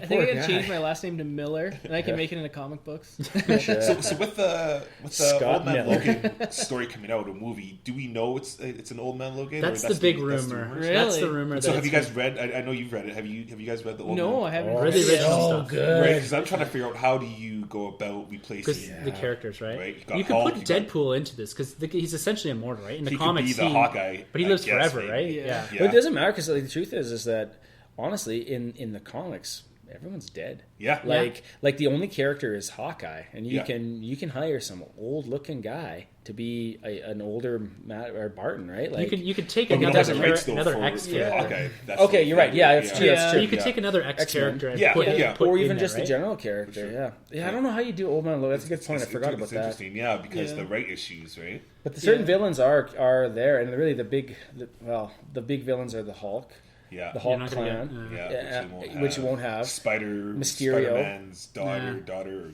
granddaughter. Yeah, that was Weird. great too. That was such a good. It's gonna be some form of adaptation of it, but they're gonna have to use mutants basically They could, Yeah. they'd to have to make that work. They'd have to. But Yeah. anyways, Yeah. we digress.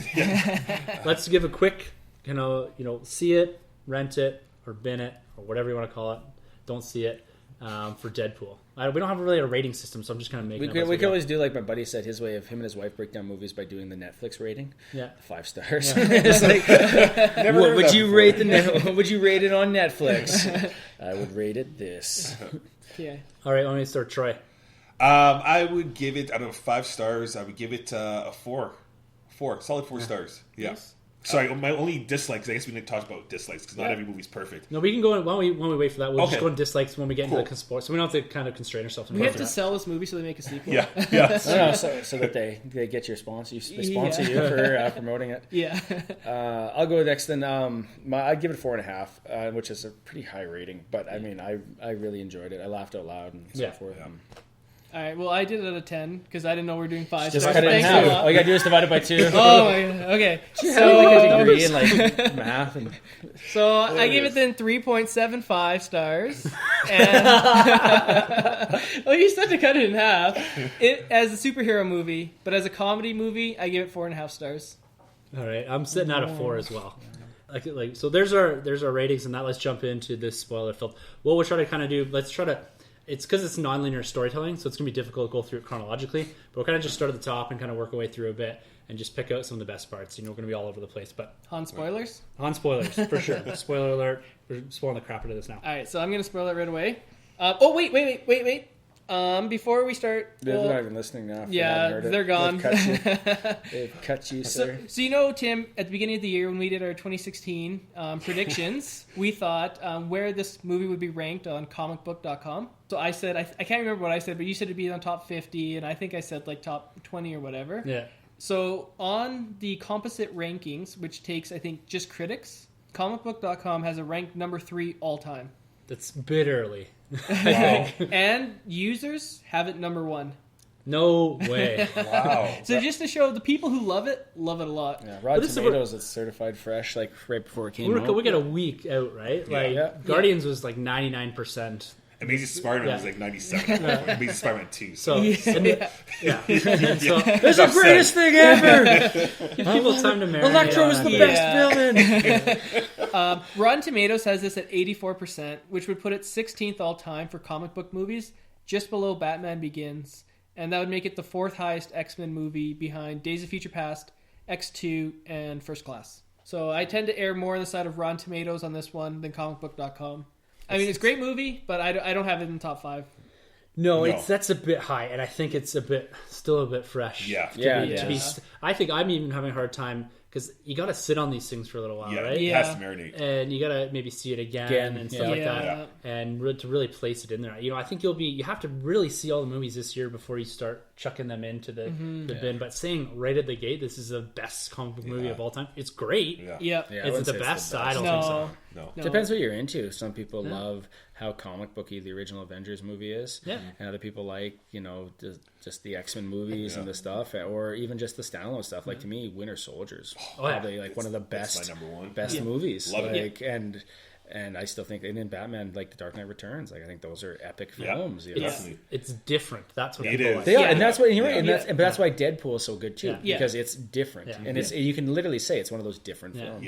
They've gone through. They've pushed the innovation. They've pushed the barriers here, and they said we're going to try something different. That's what's capturing people about it, right? That's what captured people about the marketing, and that's what's capturing people in the movie. So should we start with our spoilers now? Let's go. All right, Deadpool dies at the end. No, I'm just kidding. Opening scene. That was the best opening credit scene I've ever seen. The opening crawl, incredible, right? Yeah. Normally I just like close my eyes or something on that. Well, I don't close my eyes, but close your eyes. I don't want to watch this. I don't care about the people who took the time to make this movie. That was incredible. Yeah. The cinematography of the work, like as you said, the crawl, like just what all the stuff they're saying was so funny. Some so hot funny. Some CGI guy, and some generic gratuitous cameo. Yeah. You go to Troy, I was like, Wolverine. Yes. That didn't happen, but well, it kind of did. I guess the Hugh Jackman mask. Yeah, a little bit. But when was the last time you went to a movie and the audience was laughing before During the opening scenes? Yeah. It kind of reminded me. I don't know if you guys seen the 22 Jump Street. Yeah. The ending crawl is kind of something like that. Exactly. It's a little something like that. Okay. Yeah. But very original. That's great. Yeah. It's fun. It's interesting too because I know usually they're forced to by the Actors Association to put credits at the start, right? Yeah. That was the big thing that Star Wars had a problem with in the beginning because they just have the opening crawl, no credits, nothing, right? Yeah. And so it's interesting. I don't know. It's come a long way from the last 30, 40 years or whatever. Yeah. But, they kind of probably just said, we're doing this. Yeah. And we don't care. Yeah. And that's everyone signed off on it. Yeah. Right. And just acknowledging kind of, this is, again, this very self-aware movie acknowledging superhero tropes, right? Yeah. The gratuitous cameo, the CGI guy, the British villain, God's gift to women or whatever, and stuff like that. The douchebag director or whatever. And then the writers give themselves the big on the back. Hilarious. Yeah. So it's again this whole self-awareness thing. Is threaded right through this, and this is This is the Deadpool, tone, right? Yeah, it keeps that tone all throughout. Yeah, when he makes his joke about Professor Xavier, which one's it going to be? It's such a good call. And they really nailed that part of Deadpool, right? This is one of the unique characterization points of Deadpool. Is this self-awareness that he's in a comic book, and then translating into the movie, self-awareness that he's in a movie. In the X-Men universe, and he even calls it out when he breaks the fourth wall. Awesome. That whole 16 walls. So Baron, you saw this in Regina. I'm interested to see what was the audience reaction when he says, "From Regina, Saskatchewan." Okay, so my initial thought was when he makes the joke about Regina, Saskatchewan, the home that rhymes, the city that rhymes with fun or whatever. One of the things is that's the oldest joke in Regina. It comes out so often. Yeah. So everyone there knows it. But at first I thought I was like, is this a shout out to John Ryan? Because the Seattle Seahawks kicker is from Regina, right? So I'm like, is that what this is? And I'm like, maybe this isn't what this is. People laughed. I laughed because I was like, oh, someone Marvel's only other thing with Regina was blowing it away. Yeah, in Avengers. Avengers. So it's nice to always get mentioned. Whenever you hear hometown get mentioned, you get a little South clap. Cool. And then now what's happening in Regina is that a guy put a petition up to get the city to build a statue. Oh, okay. Deadpool for the city. Yes, I'm not even shitting. This is true. That'd be amazing. And one of the guys, the guy who did the makeup for the movie, if you guys ever seen Wolf Cop, dead silence. Anyways, there's a guy I went to university with named Emerson. There's a scene where they have a penis and it rips apart into a wolf penis, and it's well done. So I suggest watching Wolf Cop. But anyways, he's already been I will make this statue. If they go forward with this, I will sculpt this statue. Wow, that's really cool. It's gaining it's online. It's gaining petition votes because everyone's obsessed with it. So, but awesome. I think it went well, and it's always nice to have the shout out. So, and he did the film in Regina. He did Just Friends in Regina several years ago. So he knows all the local stuff. Yeah, I guess so. he definitely would have heard that joke while he was there. Anna Faris went on to into Cosmo magazine and said that it was the worst name she'd ever heard for where's the worst place you ever filmed? Regina, because it sounds like vagina. That was her interview in Cosmo. I'm like, all right, I live here. Now why am I reading Cosmo? That's a different story. I'm not going to get into that. It's funny you said building a statue in Regina, because there's a petition I heard some while back in Edmonton for a Wolverine statue. Oh. Yeah. Is he supposed to? Well, yeah, he's from. Where is he supposed to be from again? In the beginning of Origins, it says. I think Edmonton, or is this? I don't think it's right in Edmonton, but it's by Edmonton. Yeah, I can't remember where they said Cold Lake or something. I don't know. They should just have the statue of him clawing Gretzky's statue, or just having the adamantium being ripped right out of him. This was the cheapest one we could afford. So this whole opening action sequence, right? We come back and forth with this thing, and. Did you guys see in 2012-ish when they released the entire CG portion of this? That was leaked out, right? By Ryan Reynolds, I think, himself. Right? They're talking about and that's part of the reason this movie got made was that whole sequence, and they've kind of reshot and recreated it in this movie. Yeah. And they're saying that, either someone close to Tim Miller, the director, or Ryan Reynolds or something like that leaked this out to try to get, here's your proof of concept. This is what we have. This is going to work. This is the tone we're taking. The fan reaction was so strong. It was huge. I think they dropped it right around Comic-Con in 2012 and something like that. Because I saw an interview of him at some Google interview, when he actually winked at the camera, being like, somebody dropped it. So well, he produced it too. Exactly. Right? This is a passion project for him. Definitely. It is. Yeah. Getting off the ground 2 years after that, that shows the power of fandom too, right? Definitely. The internet. Yeah, exactly. And there was word come out that they had to cut like $7 million out of their budget or something at the last minute. So there's stuff that they didn't get to do that they wanted to do. And everything. Wow. They stretched that dollar though. Yeah. There's only 2 X-Men in the mansion there. They're hilarious. They're so aware of it, and they just poke fun at it. It's so funny. Everything. When he gets his ammo bag. Right. So. I like that though, because when he forgets his ammo bag on that, it makes the whole sequence a lot more fun because he's tracking the bullets, and it's not just like him coming with a machine gun and just shooting all these guys, right? And it's this whole like progressive scene, and you see him like getting pissed off and shooting the guy a couple times. Saving some money on the budget there. It's hilarious. And it's so well done. And then you get the introduction of Colossus and Teenage Warhead there. Yes. And the jokes about her are so funny. So spot on. Exactly. And the fact that you get to see the X Mansion, that the Xavier sign, and that was so soon in the movie. I know. When it happened, I was like, "Whoa!" Like already? This we're tying getting this deep already into this. Like that's the studio saying right there. We're tying to the X universe here, and this is in canon. This is part of kind of the reset universe after Days of Future Past or whatever.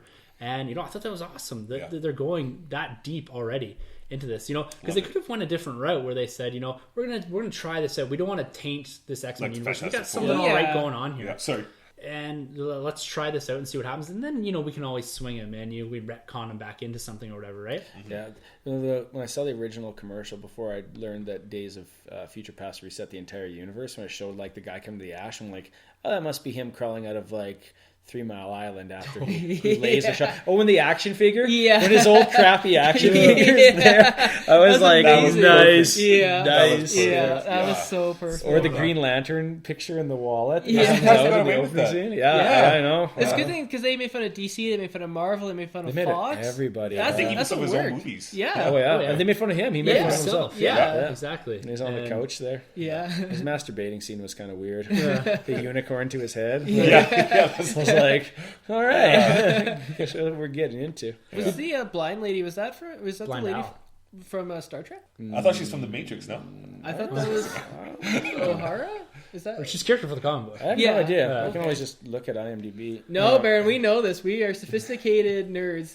We are not going to look this up. I did love the opening scene when the guy hits the sign and splats. Yeah. You were just like, and then later when he falls off the sign. Yeah. Did you think it was too over the top gory? Because I didn't notice it. Really. No, I didn't either. I think it worked. Yeah, sure. There's cutting guys' heads off and booting them and stuff like that. Time of bullets going through several people's heads. But are we so desensitized to these things that it doesn't matter? Would that have bothered? I didn't see any kids in our showing, but I've heard lots of people saying that there's so many kids. 6, 7. Right. I think maybe 14-year-old would be fine.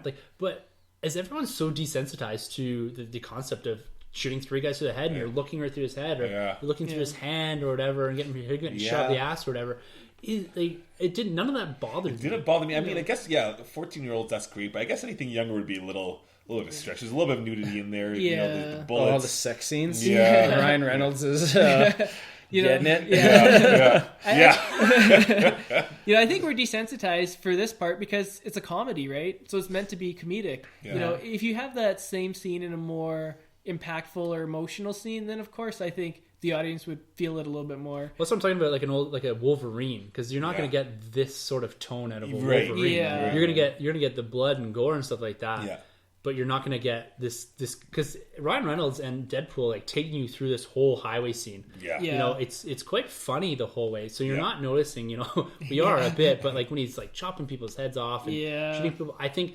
And because it's broken up a bit too, and you're going back and visiting the origins, so there's the whole like non-linear storytelling and stuff like that. Yeah. It breaks up that action sequence. You know, I think that also breaks up kind of the whole aspect of, you know, is this too violent or whatever. Right. I think the violence is spot on. Yeah. I think it needs to be there in a Deadpool movie. Yeah, it does. Absolutely. And I think if you were to knock this down to a PG-13, it doesn't work. No, not it at doesn't. all. And for Deadpool, definitely not. But for Wolverine, then it's kind of like if you go the rated R route, then you're kind of losing out a little bit because all the other Wolverine movies, the problem wasn't necessarily the rating. They just weren't good movies. Yeah. They weren't great stories. Yeah. I don't mind the Wolverine. No, me The neither. Wolverine was great except for the last 20 minutes. The last 20 minutes just lost me. And they cut out the ninja scene from the trailer, which was awesome. That whole end. Yeah, that's a whole nother discussion. The thing with the Wolverine that this movie, you know, had is kind of the same as they're both immortal. Whereas with the Wolverine, I never really felt like he was in danger. Yeah. With this one, I kind of felt like he could still die, even though he was immortal and You he were could worried regrow. Deadpool was going to die. I was. You're yeah. so full of that.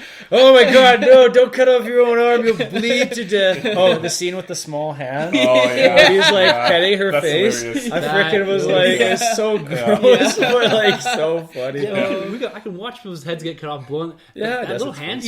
Well, that's it reminds you of the creepy hand from SNL? I know. Scary movie. Yeah. Want some of my mashed potatoes? It kind of felt like a spoof of comic book movies in a way. little bit. It was. Yeah. I think it straight was. That's yeah. a self-awareness of it. Yeah. Right? Yeah. It's playing off the comic book tropes. For You know, we sure. see towards the end. Oh, you know, she can do the superhero landing. The superhero landing. Yeah. Oh, she did it. You know. Like, Yeah, that was so good when he's just excited. Yeah. Yeah. And the music works so well for it too. music's It's so like good. Shoop and then like Yeah. DMX, like Yeah. X gonna give it to you. We're just like such a CJ good Miller, pop-up soon. right? Weasel. Yeah, so good. Great. Yeah. So Yeah. good, right? Yeah. Hilarious. Comedic time between those two. Yeah. It's awesome. That's one of my Could you complaints. imagine the outtakes from that? Yeah. Sorry. I wanted him to be in it a little bit more, though. Like, I felt like he could have added a little bit more because, you know, it was so great, the back and forth between the two. He just I cuts wanted himself more. out, Yeah. I'm not gonna come. Well, it's a pretty Yeah. swift movie, right? It is. Like, Yeah. Very quick, yeah. Yeah. You know, I didn't know how long it is, but it can't be more than an hour and 45 or something like that. Hour and a half. I don't know. It's quick. Yeah. But Quick, it's quickly paced movie, and it's probably why we didn't get a lot more of the Weasel and Deadpool stuff, right? Yeah. They're trying to keep this, you know, very straight, not the Yeah. storytelling, To the point, but Yeah. it's more or less, you know, we're not going to waste time here. Yeah. It's a very simple story It is. too, right? Yeah. It's a basic revenge story. Exactly. Yeah. / love story. Yeah. Which, by the way, that relationship really worked. Yes, Yeah, it did. yeah, it did. Yeah. It was. You didn't get a lot of time with it, but you found it believable. Yeah. Yeah. And it was enjoyable. Yeah. Yeah. And you knew they were both terrible people. Yeah. Yeah. That's what worked about it. Yeah. Was she was also awful. Cause Yeah. Like because I thought they're gonna go the route like, oh, Deadpool's gonna fall in love, he's gonna change, and they're gonna have a sequence where he's, you know, he's saving people and all this stuff, and Exactly. then something happens to her, and then he turns to more kind of an anti-hero, whatever. Right. Yeah. But they didn't go that route. No. These are just two awful people. They're, Right? they're one-upping each other Yeah. on molestation. Yeah. Like I was like messed up. I'm Yeah. like, seriously, this is where this is going? Yeah. Like, And it came off believable. Yeah. yeah, it exactly. worked well. Was I the only one who thought when they put her in that Yes. chamber, she was going to turn into a mutant as well? She is a mutant. Yeah, she's Whoa. copycat. Copycat, yeah. She's copycat. She's a product of the Weapon X program in the comics. Oh, really? Yeah. So, Wow. Yeah. I learned something new even from my own podcast. You don't get the thing was just it's a stress chamber. Yeah. So you have to be injected with the stuff first, and he just threw her in there to be a dick. Yeah. So what do you think? Yeah. What do you think about Deadpool? And this is really again following the comics. He's not exactly a mutant. Like in the comics, he gets essentially Wolverine's genes injected into him, and they're essentially pulling out a dormant mutant gene or whatever. Yeah. It just so happens to be the rapid healing and some sort of physical you look like an ass, abilities and stuff like that. Yeah. You look like a testicle with teeth. So nasty, but it works. Again, very quick origin story. Yeah. You know, they did not waste time here. They didn't dwell that. And I liked that they broke it up too, right? It wasn't, that works. because do you think the movie would have been the same if we said start with kind of he falls in love, Weapon X program, big fight scene. You need the action. You need that right away. And I like splicing that in. I thought it was great setup for how they did it. Yeah. It might have worked like 10 years ago, but I think we're past the point of origin stories now where, you know, we kind of get tired of them. Yeah, the fewer the better. You know the origin from almost, if you're going into it, you pretty much know the origin. Yeah. Like if I have to sit through watch, like, and I know I'm going to watch Bruce Wayne's family get shot. Whoa, spoiler alert. There's going to be a flashback. This is spoiler, but you know, it's like if I have to watch it from the very beginning, like I'm going to bang my head against the wall. It's like Spider-Man. Like that's what bit again. That's what killed Spider-Man. I was like, how many times did you re-origin him? You don't need it, right? This is a simple origin too. Yeah. Right? Especially when you have guys like Superman, Batman, Spider-Man, the biggest guys ever. Yeah. You don't need an origin story for them. No, we all know what their origin is. Or you can just make it like a minor thing, like, oh, I picked up this paper and I'm flashing back to Uncle Ben being shot. I wish I hadn't touched this newspaper. Big Ben blown up. But that whole scene, though, about him essentially getting transformed into the mutant or curing his cancer, whatever you want to call it, it also serves as introducing your two main villains. Yeah. You know, you get a nice nod to the side character Worm. Is in there. That's his buddy that he's talking to, and you get Marrow, I think, as you're walking. Yeah, I saw in. Marrow. Yeah, and so you get some nice hints and nods, and you get kind of this development of this Ajax character, right? Yeah. You kind of get their dynamic developing at the same time. You're getting your origin of Deadpool. You're also getting the origin of his main villain, classic kind of thing. Yeah, and the villain itself, that's my weak point. Pretty bland. Yeah, I agree. He serves a purpose of someone that's on the equal level of Deadpool to fight at the end, right? Yeah. I'm not super familiar with Deadpool comics, and and I think as we go into the future, like Deadpool originally, one of his main antagonists was Cable, right? Yeah. Yes. Yeah. And it's like early on in the comics in the early 90s. Yeah, 90. I think 1990. Yeah, because he's introduced in X-Force as one of the guys that X-Force had to deal with, right? Yeah, because I think his first appearance is in New Mutants. Yeah. Right. And the Mutants became X-Force. Yeah. And so that he's a Rob Liefeld creation. Yeah, Cable and Rob Liefeld. Well, it's funny because Cable's Rob Liefeld, but Nathan Summers, which is Cable, was introduced before. Yeah. Right? Which is kind of... And then he brought him back and made him Cable. Yeah. So I looked up how much that New Mutants 98 is going for right now. Oh, boy. Take a shot. What do you guess? New Mutants, the first appearance of Deadpool? First appearance of Deadpool, we'll say like there's two different levels. You got your CGC grades that you end up with a big inflation, and then you kind of normal. But let's throw out a number. What do you think? It's $350. I'll say $1,000. 3,000? No, the 350 range is right for a non-CGC graded comic book. Cool. CGC grade, you're up to $1,500. Wow. And the reason I guess this is because I got the first appearance of Michonne, and it's worth like $250. I'm like, it's got to be worth a little bit more than that. So you're only going to see this thing go up too. Yeah. Now sell it now, people. Sell it now.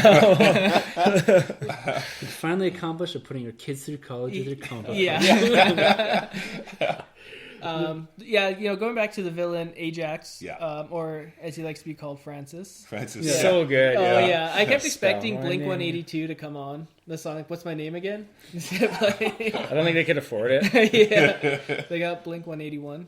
The tribute band. This got Mark Hopkins singing it by himself with like a drum kit, some guy with a drum kit. As I said before, to me that was the weak part of the movie, but it served its purpose. I think if the villain was a little bit more involved and a little bit deeper, it may have taken away, because this was Deadpool's show. Yeah.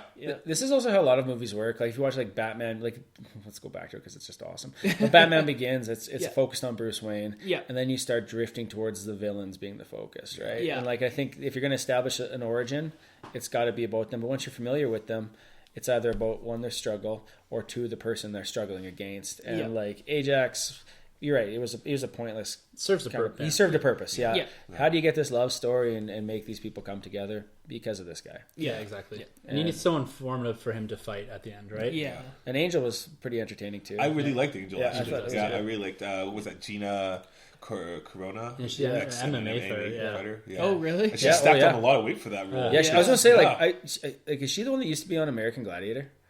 Maybe. No, I know she's from the Tyro. Fast and the Furious franchise. She was the Fast and Furious. Yeah. But yeah, like good looking chick, but you're right. Like she bulked up, man. And Good thing. It's good to see her fighting Colossus. Yeah, that's another thing. I really like that she got like a lot of hits on Colossus. Yeah, like, you know, it could have gone the other way around very easy, but she's beating the shit out of her. Yeah. That's awesome. Yeah. And then the boob shot. That was so funny. He's such a nice guy. No. You're. I don't know much about Colossus. Like I'll admit that, but you know the scene at the end where he's giving his big speech, and then Deadpool just shoots him in the head. So funny. I know you came from the trailer. I'm like, he's gonna kill him. Yeah, but you know, they throw us up. Yeah. Going back to like the canon and stuff, you know, would Colossus just accept that and move on, or would he be like, all right, Deadpool, you killed someone, you're coming with me? Like, where's he gonna put him? I don't know. It's not like the X-Men have a jail. They're not like the Flash where they have like a Guantanamo Bay for superheroes that no one talks about. They have an island where they can just store them on. Or where their friend kills somebody and then no one says anything. You know, maybe Deadpool's going to be the villain in the next X-Men movie. No. Yeah. I think it's going to be Apocalypse. I'm pretty sure on this one, Sanjay. Oh, no, just misdirection.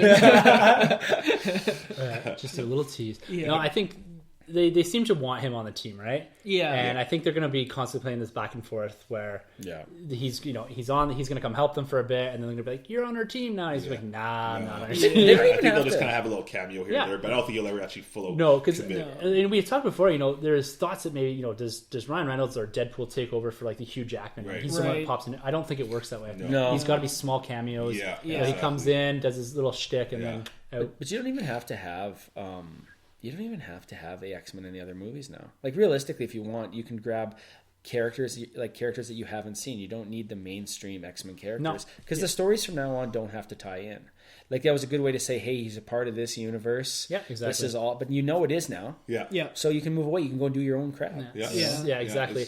And that's the movie might benefit, or the franchise might benefit from that, right? Very loose ties. You know, you're not bound down by continuity. Because that's one thing that the X-Men movies do suffer from. Is kind of very loose continuity within a movie that they're trying to make. You know, they're trying to universe build in these movies, but they really don't pay a lot of attention. It seems sometimes to canon. I know they've gone back and reset everything and all that. Poor Senator Kelly. Yeah. Never know what it's like to be turned into water. Yeah, exactly. So X-Men Origins Wolverine, that's no longer even a thing anymore? Gone. It's gone? Yeah. Even that one's gone? Yeah. Everything. That would make no sense. Oh, it was such an awesome movie. Off of X-Men 3 and then going into that and then going into the First Class made no sense because you had like this young Emma Stone in that universe in Origins, and then you got an older Emma Stone back in the 60s in First Class. So First Class, First Class couldn't have been intended to be tied to everything when they first. I think that was a proper reboot. Right? That was their reboot. They were gonna make old school X-Men movies about them when they were young. Because even back in the day, once again, when Wizards still existed, they used to say like they're going to do an Origins Wolverine and an Origins Magneto. An Origins Magneto never happened, but it became First Class. And that's And how cool is he in that? Like Fassbender kicks ass in everything. Everything. You could cast him as anything, and you'd be like, Fassbender. What about a suitcase? It'd be great. The voice of Suitcase, featuring Michael Fassbender as Suitcase.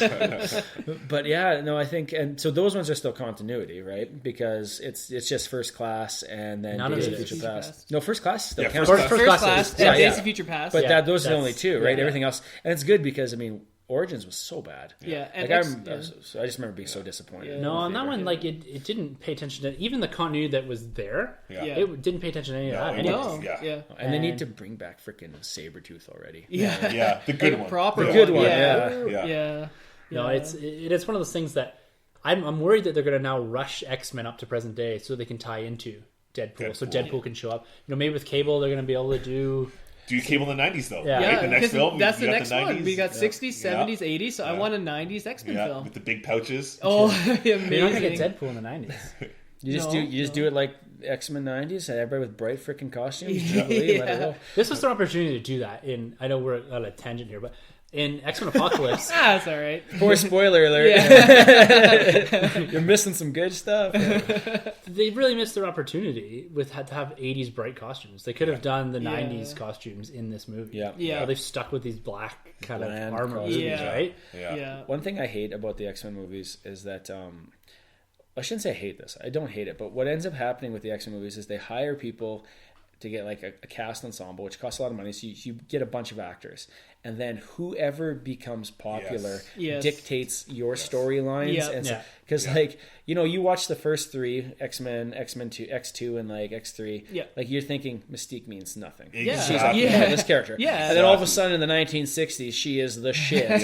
And then like Storm was originally like in X-Men 1 is huge. such a small character. Yeah. And then by X2 it's like, I mean, and Storm is a main X-Men. Right. Yeah. But it's like it's just changes so much about what stories and how they're told. It's kind of ridiculous. Yeah. But I think though, in Days of Future Past, the way I work all the Mystique stuff out in my head is so there was that point where she didn't shoot Bolivar Trask, right? Yeah. And so that changes her whole character forever now. Yeah. Yeah. Okay, So I think that's why you see her with the X-Men in Apocalypse and stuff like that.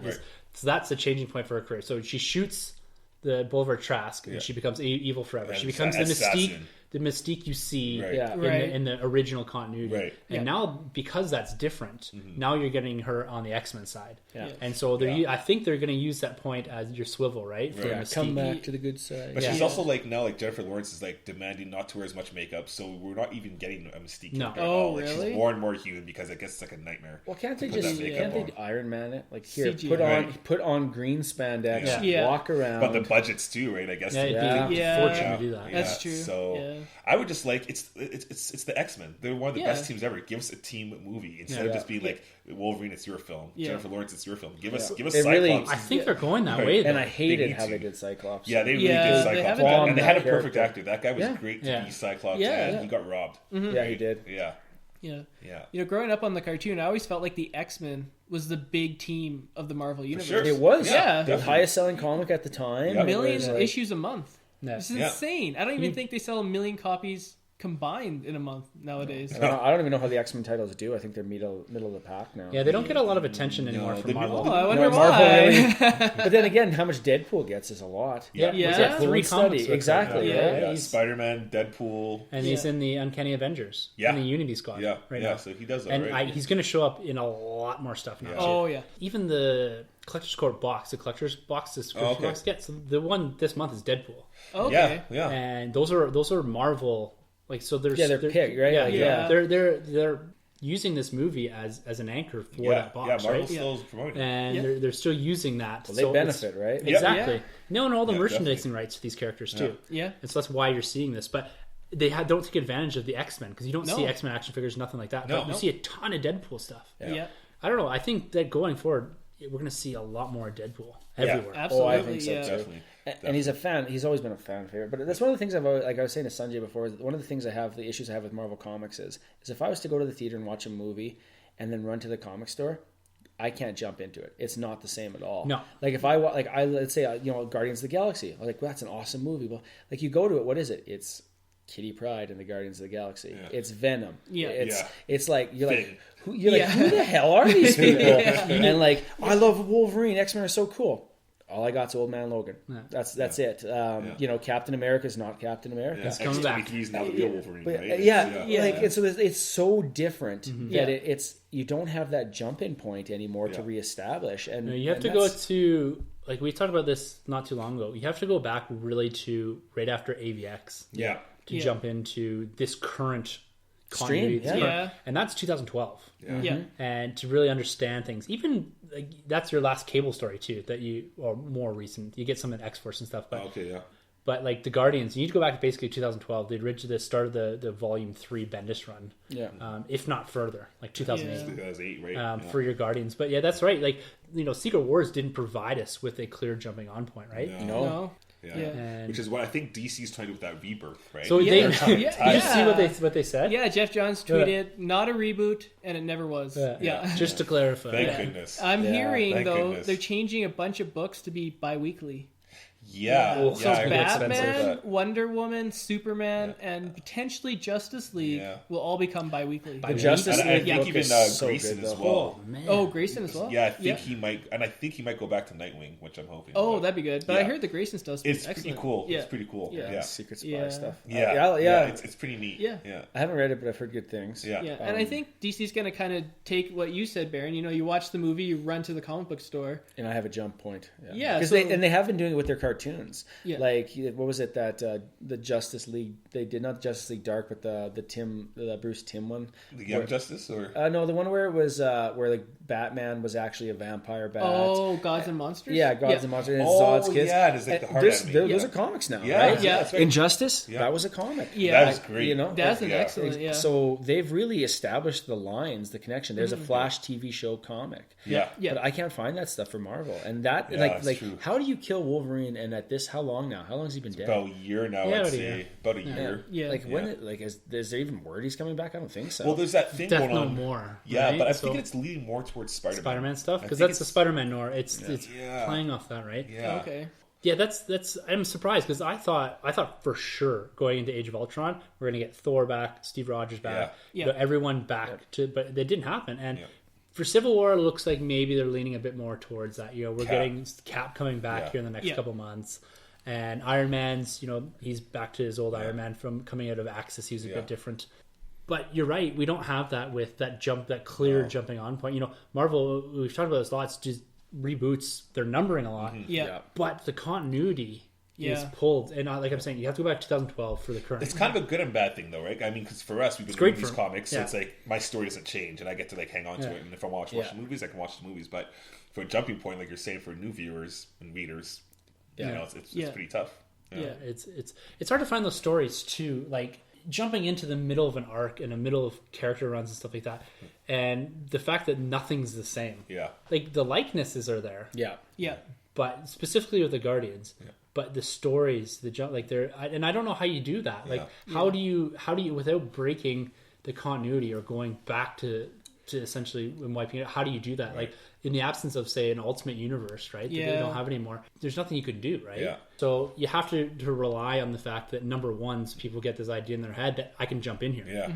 and that's not always the case. Especially when it's confusing because you have like Civil Wars coming out, so people think, okay, these Civil War trades are coming out, I'm going to read it, and like, wait, this is a lot different than the movie I just read, or Civil War 2's coming out, Yeah. it's going to be completely different than the Civil War, Yeah. right? So It definitely helps the sales in Marvel. I mean, look at all the top 10 selling comics. They're all like number ones or number twos, right? yeah, So, Marvel and Star Wars, yeah. Yeah, exactly. I think Batman's the only one up there with like issue 48 that's still like selling like hotcakes in yeah, I Justice think League. Batman, yeah. Does Harley Quinn do too? Or Oh, yeah, I think sells- she's she kind of sells up a there. lot. Is that the Yeah. Black Book or whatever? Or? Yeah. I don't understand what the hell the Black Book is. No, I have no It's idea. there everywhere. I'm like, oh, okay. It's so every week I think, or every comic, she just goes in with a different guest appearance character. Oh. So the first one was Wonder Woman, and I think the second one was Green Lantern. Lantern, Yeah. So, I mean, Harley Quinn is the DC's Deadpool. Yeah, that's a good call. Yeah. Yeah, definitely. Yeah. So all this love of Deadpool we're seeing now, expect to see that in a couple months in Suicide Squad. Yeah, it's gonna be like, honestly, it's probably the character I think most people are excited to see. Like, Yeah. that's the one they're launched to. Like she's so popular. She's so popular, yeah. It's just like, I mean, honestly, you think like Paul Dini is probably like kicking his ass that he doesn't get like more kickback Yeah. on it. But in all fairness, him and Bruce Timm, like where she is now versus where she was, Yeah. very different. Yeah. right? They're like the biggest cosplayers, I think. Oh, Harley yeah. Quinn Oh, and definitely. Deadpool, yeah. Definitely. Yeah, Who's those two. who's the most popular female character? You know, you got Wonder Woman, you got Harley Quinn, you got Storm, Jean Grey, Miss Marvel's getting Miss Miss Marvel's getting Marvel. there. Captain She-Hulk's kind of not really recently, but everybody knows like She-Hulk. Kind of, Yeah. you know what I mean? Yeah. You know Hulk, and then Yeah. you know She-Hulk. Just don't ask David Goyer about that. Supergirl, I think she's kind of Yeah, she was Supergirl's there. picking up, yeah, yeah. yeah. I haven't watched that show actually. Is it any good? They I've have heard a lot decent of things. yeah, they have Doing a a lot of crossover classic with lines. Flash. yeah. See, Flash I watched. Yeah. I haven't watched I Arrow. love Flash. Arrow's like, it was so far ahead. I was like, I gotta go back and watch this, and I haven't. But like Flash, I got from like the start. And Yeah. Flash is good. Flash is super good. King, like what was it? When they had Shark, what's King his name? Shark. King Shark, Shark. that was awesome. Yeah. Yeah. So good. They used up their budget on that one. Then. Yeah. I think he's in Suicide Squad Yeah, even. we're gonna end up with some Oh, ball. really? Yeah, I think they're. Yeah, I think someone okay. plays King Shark in Suicide Squad. Interesting. Awesome. Do you guys think? What do you think Zoom is? I know we're jumping everywhere. Yeah, Flash. That's tough to say. You know, it could maybe be what's the name? Wally West, maybe. But the bills seem a little different. Yeah. The bills seem a little different, but I don't know. I thought it was going to be maybe Flash, or it could be Flash's dad. Ezra Is Miller. Earth 2? And that's how they're going to connect. It's really tough to say. Who do you think? I really don't have a freaking clue. Like I'm sitting there going, like, man, who is this guy? Yeah. Well, because my original thoughts was it's like, oh, it's gonna be him in Earth 2, And then we saw. and then you see him, and you're like, Well, never mind. But I mean, there's and everyone else is like, there's a lot of people are accounted for. Yeah. So I don't know, but there's a specific reason he's going after him. Exactly. But he's left his universe's version of him alone. Right. So yeah. So it's interesting. All right, back to Deadpool. Last action piece. Oh yes. Was that a helicarrier that they were fighting on, or What the hell was that? I think so. That's when I came up with the screen. I was like, "What the hell? This is definitely a helicarrier." Yeah, I thought it was. I was like, "Is that an aircraft carrier that's just like parked?" Yeah, parked in Vancouver for some reason. Yeah. No, I think it's either some sort of nod or something like that to the Avengers or whatever, helicarriers, and because even there's a reference to Nick Fury sort of thing in the I'm not gonna come back with it. Jax with an iPad. So it's I like the highway scene a lot better as far as action goes, totally. and I think it had a lot more fun, dynamic, and the overall kind of situation that Deadpool's in there, I think, is a lot more tense and stuff like that. Yeah. Mm-hmm. Whereas this one, it kind of plays the same thing, right? He forgets all his guns and stuff like that. And he has to basically run through these guys. But it's fun having Colossus and Negasonic Teenage Warhead there. Yeah. And them kind of playing off each other and stuff like that. So, it's one of these end battles. You kind of expect what's going to happen. It's pretty bare bones. Yeah. It's refreshing though to not see the whole world get destroyed. Yeah, and that's one of the things that we're talking about is it's not the world is ending. This is a very personal. This is basically about a guy who wants to get his face fixed and get his girlfriend back. Exactly. Right? And not die of cancer. And then dude, that's the real villain in this whole movie. Cancer. Don't eat your logo. No. But do that, Check your balls. Check your balls. I think the lesson is check your balls. Yes, that's right. All in all, it's served its purpose as this last kind of punch up and sort of thing, but it was nothing. You're right. Like the start sequence is much more entertaining. Yeah. But what it did give you was your chance to watch like these other characters fight. Like, Sonic Teenage Warhead, And it was a little bit more about exactly. And that was part of the show, and resolve it. And the stakes were higher, right? I guess higher, whatever. But his girlfriend was at stake. But you're right, as far as the action went, it was there. But there was some creativity there in some of the kills and so forth. Hydra Bob. It's not explicitly Hydra Bob, but a very, very heavy-handed nod towards that. If anyone could get away with it, it'd be Deadpool. I like how he calls out, okay, she's going to do a superhero. Was it superhero jump? Superhero Andy. She's doing it. I love that. So it kind of calls it Iron Man, right? Because that's Iron Man's. Exactly. Yeah, that's right. That's awesome. And then essentially we end up with a really, really great end credit scene. Yeah. Yes. My theater cut it out. What? No way. You're talking about the after credit scene. The after credit scene. Yeah. Really? Oh, okay. Yeah. You didn't see it? I only got one after credit scene, and then it cut out like the Ferris Bueller day when he's like looking, and then it fades to black, and I'm like, they said there was two, and then I go home and I'm like, they mentioned Cable, and I missed it. That's brutal. See, I thought you were joking too, because me and Shelby were sitting there and we're like, Sunjay freaking lied to us. There's no second scene coming. This is bull. And like waiting through all the credits, and I was like, did the cartoon at the start count as one of the scenes? and then it finally got the two scenes. We're like, oh, okay. I can't because the two scenes. The first one was shown to all the critics and stuff, and the early viewings and all that. The second one was only added in for the theatrical release. Oh, so I must have saw the critic version. Yeah. Hey, Sanjay's a higher up. In fact, you wonder who's leaking those Oscar films early? Sanjay. Did you take the Nerd Room press passes and get... So speaking of Cable, any predictions, or who would you guys want cast as Cable? Who said John Hamm? Who was the one that put that out there? Do you remember that? Hamm, Did somebody made the picture where they photoshopped him as Cable? No, how'd that look? Good, actually, cool. But I can't remember who it was, and it was posted that he should be it, and a bunch of people retweeted it. Interesting. Because there's the other guy that's campaigning for it now is the guy from Avatar. Oh, yeah, Stephen Lang. Yeah. I think he'd be pretty cool, but it might be too late. You know the bad guy, the evil general guy from Avatar? Like Terra Nova. And Terra Nova, is the other one. Okay. He's got that look. He's pretty built. He's got that white hair and the flat top and stuff like that. Very military-like. Yeah, exactly. Yeah, so it's not going to be Mel Gibson? No, I want you to just let loose on this one. Just let it out. Anything you're feeling, just play it out and they'll counteract it. Do you see, there's fan art of Keira Knightley. Yeah, I saw Cable. that. No way. Yeah. No way. That's one of the suggestions he makes, right? But with Cable, it's going to be a very different movie.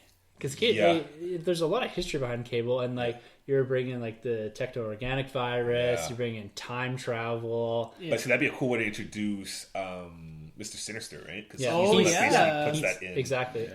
But that also all ties to Apocalypse as well, too, right? Because he's a four horseman, isn't he? Apocalypse either created or... Yeah, the legacy virus is an Apocalypse thing. I think, and that's the one that Cable has in the comics. Yeah. Right. Is he's born in present time and then sent to the future. Yeah, they can save him in the future and they huck him in. Exactly. And then years later he comes back fully grown as Cable. Yeah. And his psychic power is reduced in half because he's spending it to fight his body exactly. turning into But the thing is, his mom also gives it to him because his mom's not actually Jean Grey. It's a clone. Right? Yeah. Oh, okay. Yeah, it's crazy classic X-Men. They're among us, people.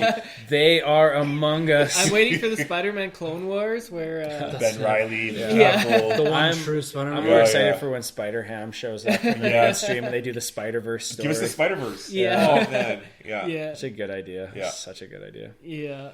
You could have Tobey Maguire and Andrew Garfield. Oh, that'd be amazing. Yeah. They could both get killed and everyone would be freaking happy. Whoa, I love Tobey Maguire. He's not a good Spider-Man. No, I actually liked Andrew Garfield more. I think Garfield was a better Spider-Man. He had worse scripts and everything else, but he was an actual better Spider-Man. He looked like a teenager. Tobey Maguire looked like a 30-year-old man. But you know what? And no personality, man. Tobey Maguire came off like the classic Steve Ditko, Stan Lee, Spider-Man, right? He looked like a square. He was like a serial killer. He hardly talked. He's like, "Hey, Mary Jane, just I'm your neighbor." And you're like, "Holy crap, is this guy creepy?"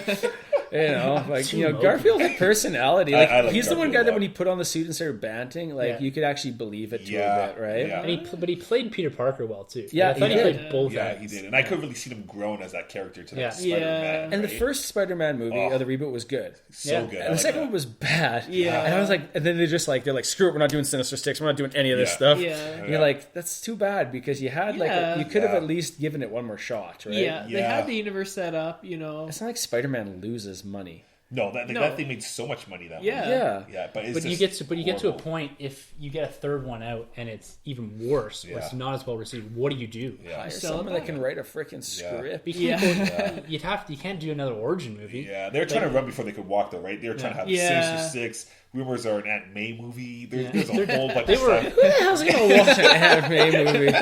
This is how she lost her job and then she stayed at home and raised Peter while Ben actually went and worked. Like it doesn't make any sense. It's going to be awful. She's the one who tells Ben to go to the store and get the coffee or whatever. You know what, Ben? I'm sick of getting groceries. You go get groceries. What if it was like the breakout hit? Well, now it's good though because now with Marvel Studios, we got Norman Osborn, and we can get like a real Norman Osborn. Potentially he could go toe to toe with Tony Stark one day. Exactly. Interesting. There's a lot of cool stuff that happens in the comics with him being Iron Patriot. Yeah, exactly. That whole run there. The Dark Reign of Avengers, right? Exactly. Interesting. So there's a lot they could do. Yeah. That's pretty cool. Yeah. And I wanted to see how this works with because he's in Civil War, correct? Yep. Yes. I'm gonna say glorified cameo. But is he going to be in the? Is he going to get his own series then too? His 2017 solo movie, and it's an animated one, right? See, I thought this was the people that did the Lego movie are doing. And it's canon, right? No, I don't think it's canon. Oh, thank goodness. See, I was really surprised they didn't use this chance to go and make Miles the main Spider-Man. I know. That's what I thought. To me, what a wasted opportunity. Yeah. This was the time to say, but they wanted to go classic Peter Parker was the thing. And I don't think it's out of the realm of possibility that we're going to get a Miles eventually. Yeah. But I agree with you. This should have been the time they said, let's do something completely different here. Yeah. We're going to, and you could keep then your Peter Parker and then use there's just options. But it might confuse people, right? Because then a lot of people like, Bruce Wayne's Batman. If you were to be like, Batman Beyond, Terry McGinnis is Batman, people are like, what? Commissioner Gordon is Batman. What? Right? What is this? Sometimes you probably couldn't get away with dropping a Spider-Man into a franchise and saying, we don't have to worry about an origin story. People kind of know Peter Parker's origin story. Yeah. Because that's, I think, what they're doing in Civil War. They're going to drop him in and say, he's kind of been around. He's been around because Ant-Man, right? Yeah, exactly. He's been around. He's been around somewhere. Yeah. What was the hint in Ant-Man? The one that crawl on the walls. That can crawl on the walls and swing or something. It's right at that end sequence when he's looking for Ant-Man. He's like, I got all kinds of guys for you. I got to crawl on walls. I got a guy that do this. Pretty neat. Speaking of Ant-Man, judging this movie, Deadpool, up against the 20... Oh, Baron hit my notes. No one asked a question, so no one gets my last episode notes. Anyone asks a question, they will get a copy of this episode 9 Sanjay notes. doesn't say anything verbatim. It's word for word what he wrote out the night before. I love it. I'm not a free thinker. But no, comparing Deadpool against the 2015 movie slate, by far I have Deadpool ahead of the other 4 that came over last year. I don't know about you guys, but to me, this was just a far superior movie. Okay, you have to remind me because I forget. Age of Ultron. I didn't like Age of Ultron that much. I didn't. Ant-Man was good, but not great. Kingsman and Kingsman was so good. Yeah, It's and such a good Fantastic surprise. Four. And Fantastic Four I never watched. yeah. I heard it was bad, and I just avoided it. That was bad. I hold this that it's different. Yeah. Yeah. I don't put. It's hard to It's compare. not the same. Yeah. We're trying to compare comic book movies. As basically as a genre or whatever. Yeah. Yeah. But we're stepping sideways here, right? Yeah. This isn't Avengers and stuff like that. These are comic book movies, and I know this is a Yeah. very well adapted comic book movie. Definitely. Yeah. But it's a very different comic. Yeah. And so it's hard to compare. So It really is. I think I'd have to say, this is definitely up there. Yeah. For me personally, I don't think I'd put it ahead of Age of Ultron. Do you think it's gonna hold up? Like, there's a lot of dick jokes and stuff, but after a while, you get used to them. Yeah. Like I can throw on Days of Future Past and be like, man, if I put on Dark Knight, I get chills Yeah. on those scenes where like Yeah. the bike's coming out. Oh, Yeah. Like, do you think it has the staying power?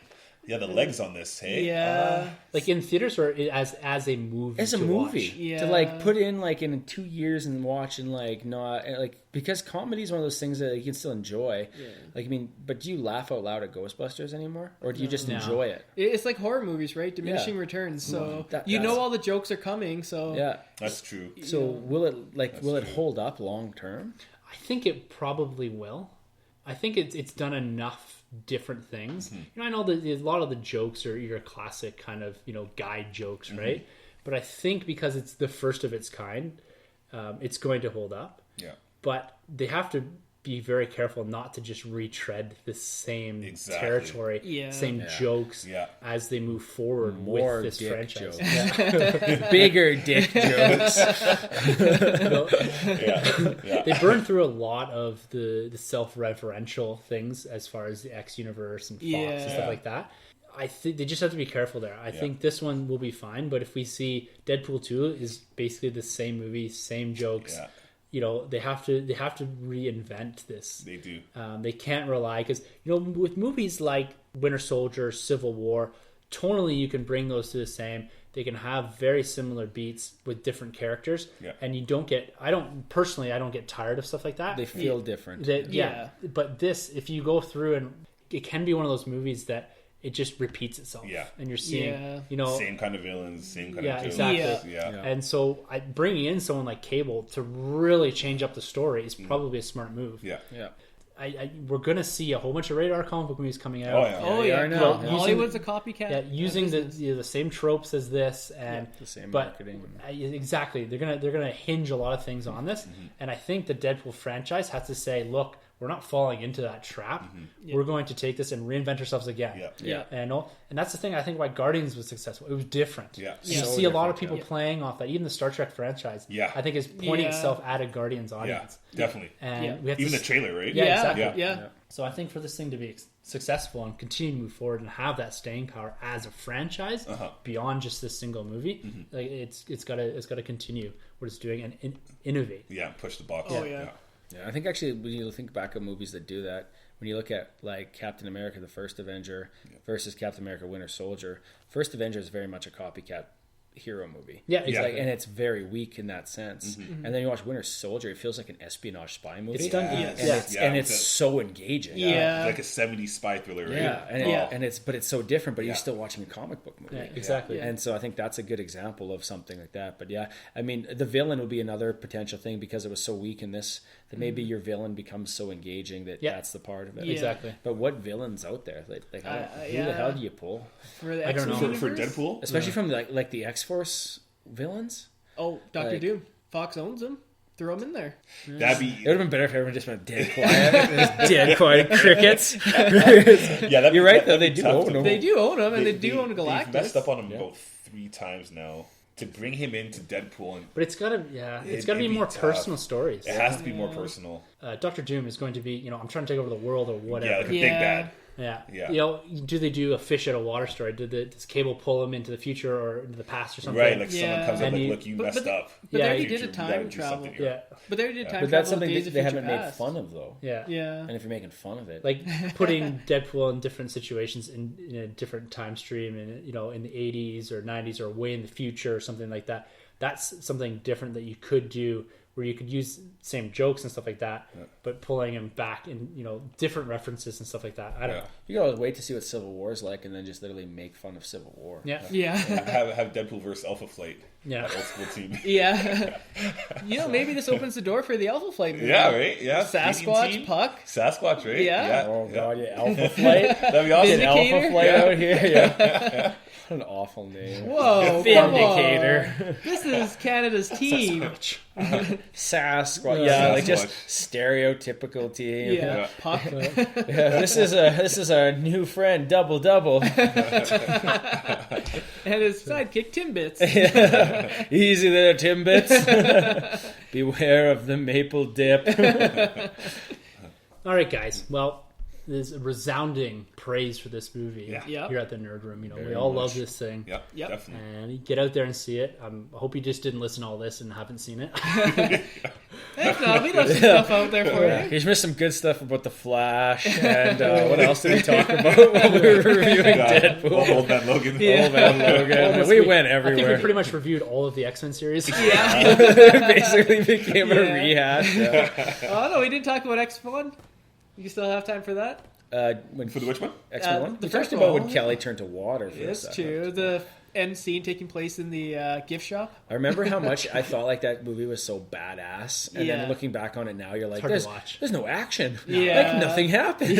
Wolverine's like a Chris 160 pounds in that too. Yeah.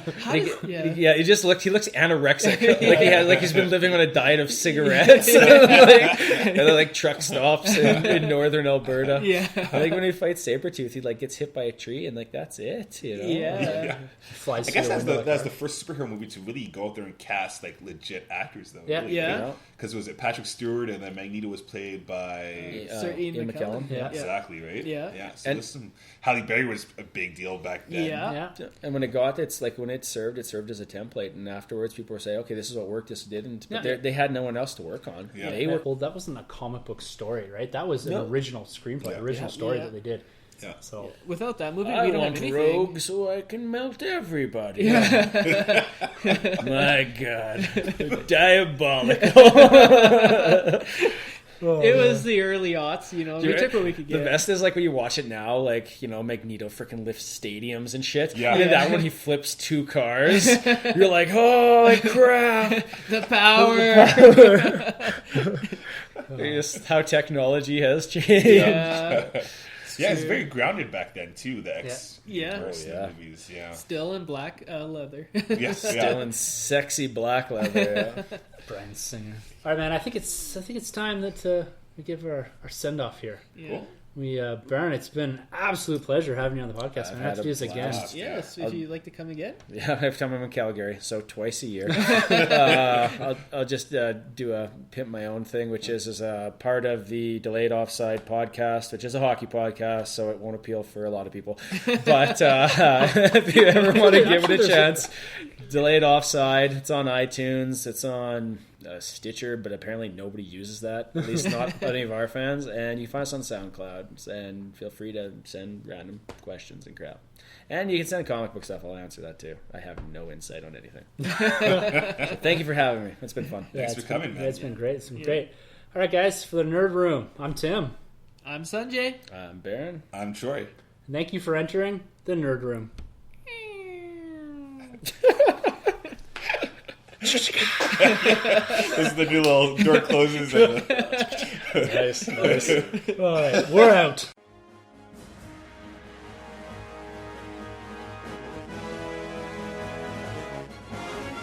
Don't forget to subscribe and rate and review us on iTunes. You can find our hosts, Tim and Sunjay, on Twitter at the NerdRM and 1912 Podcasting.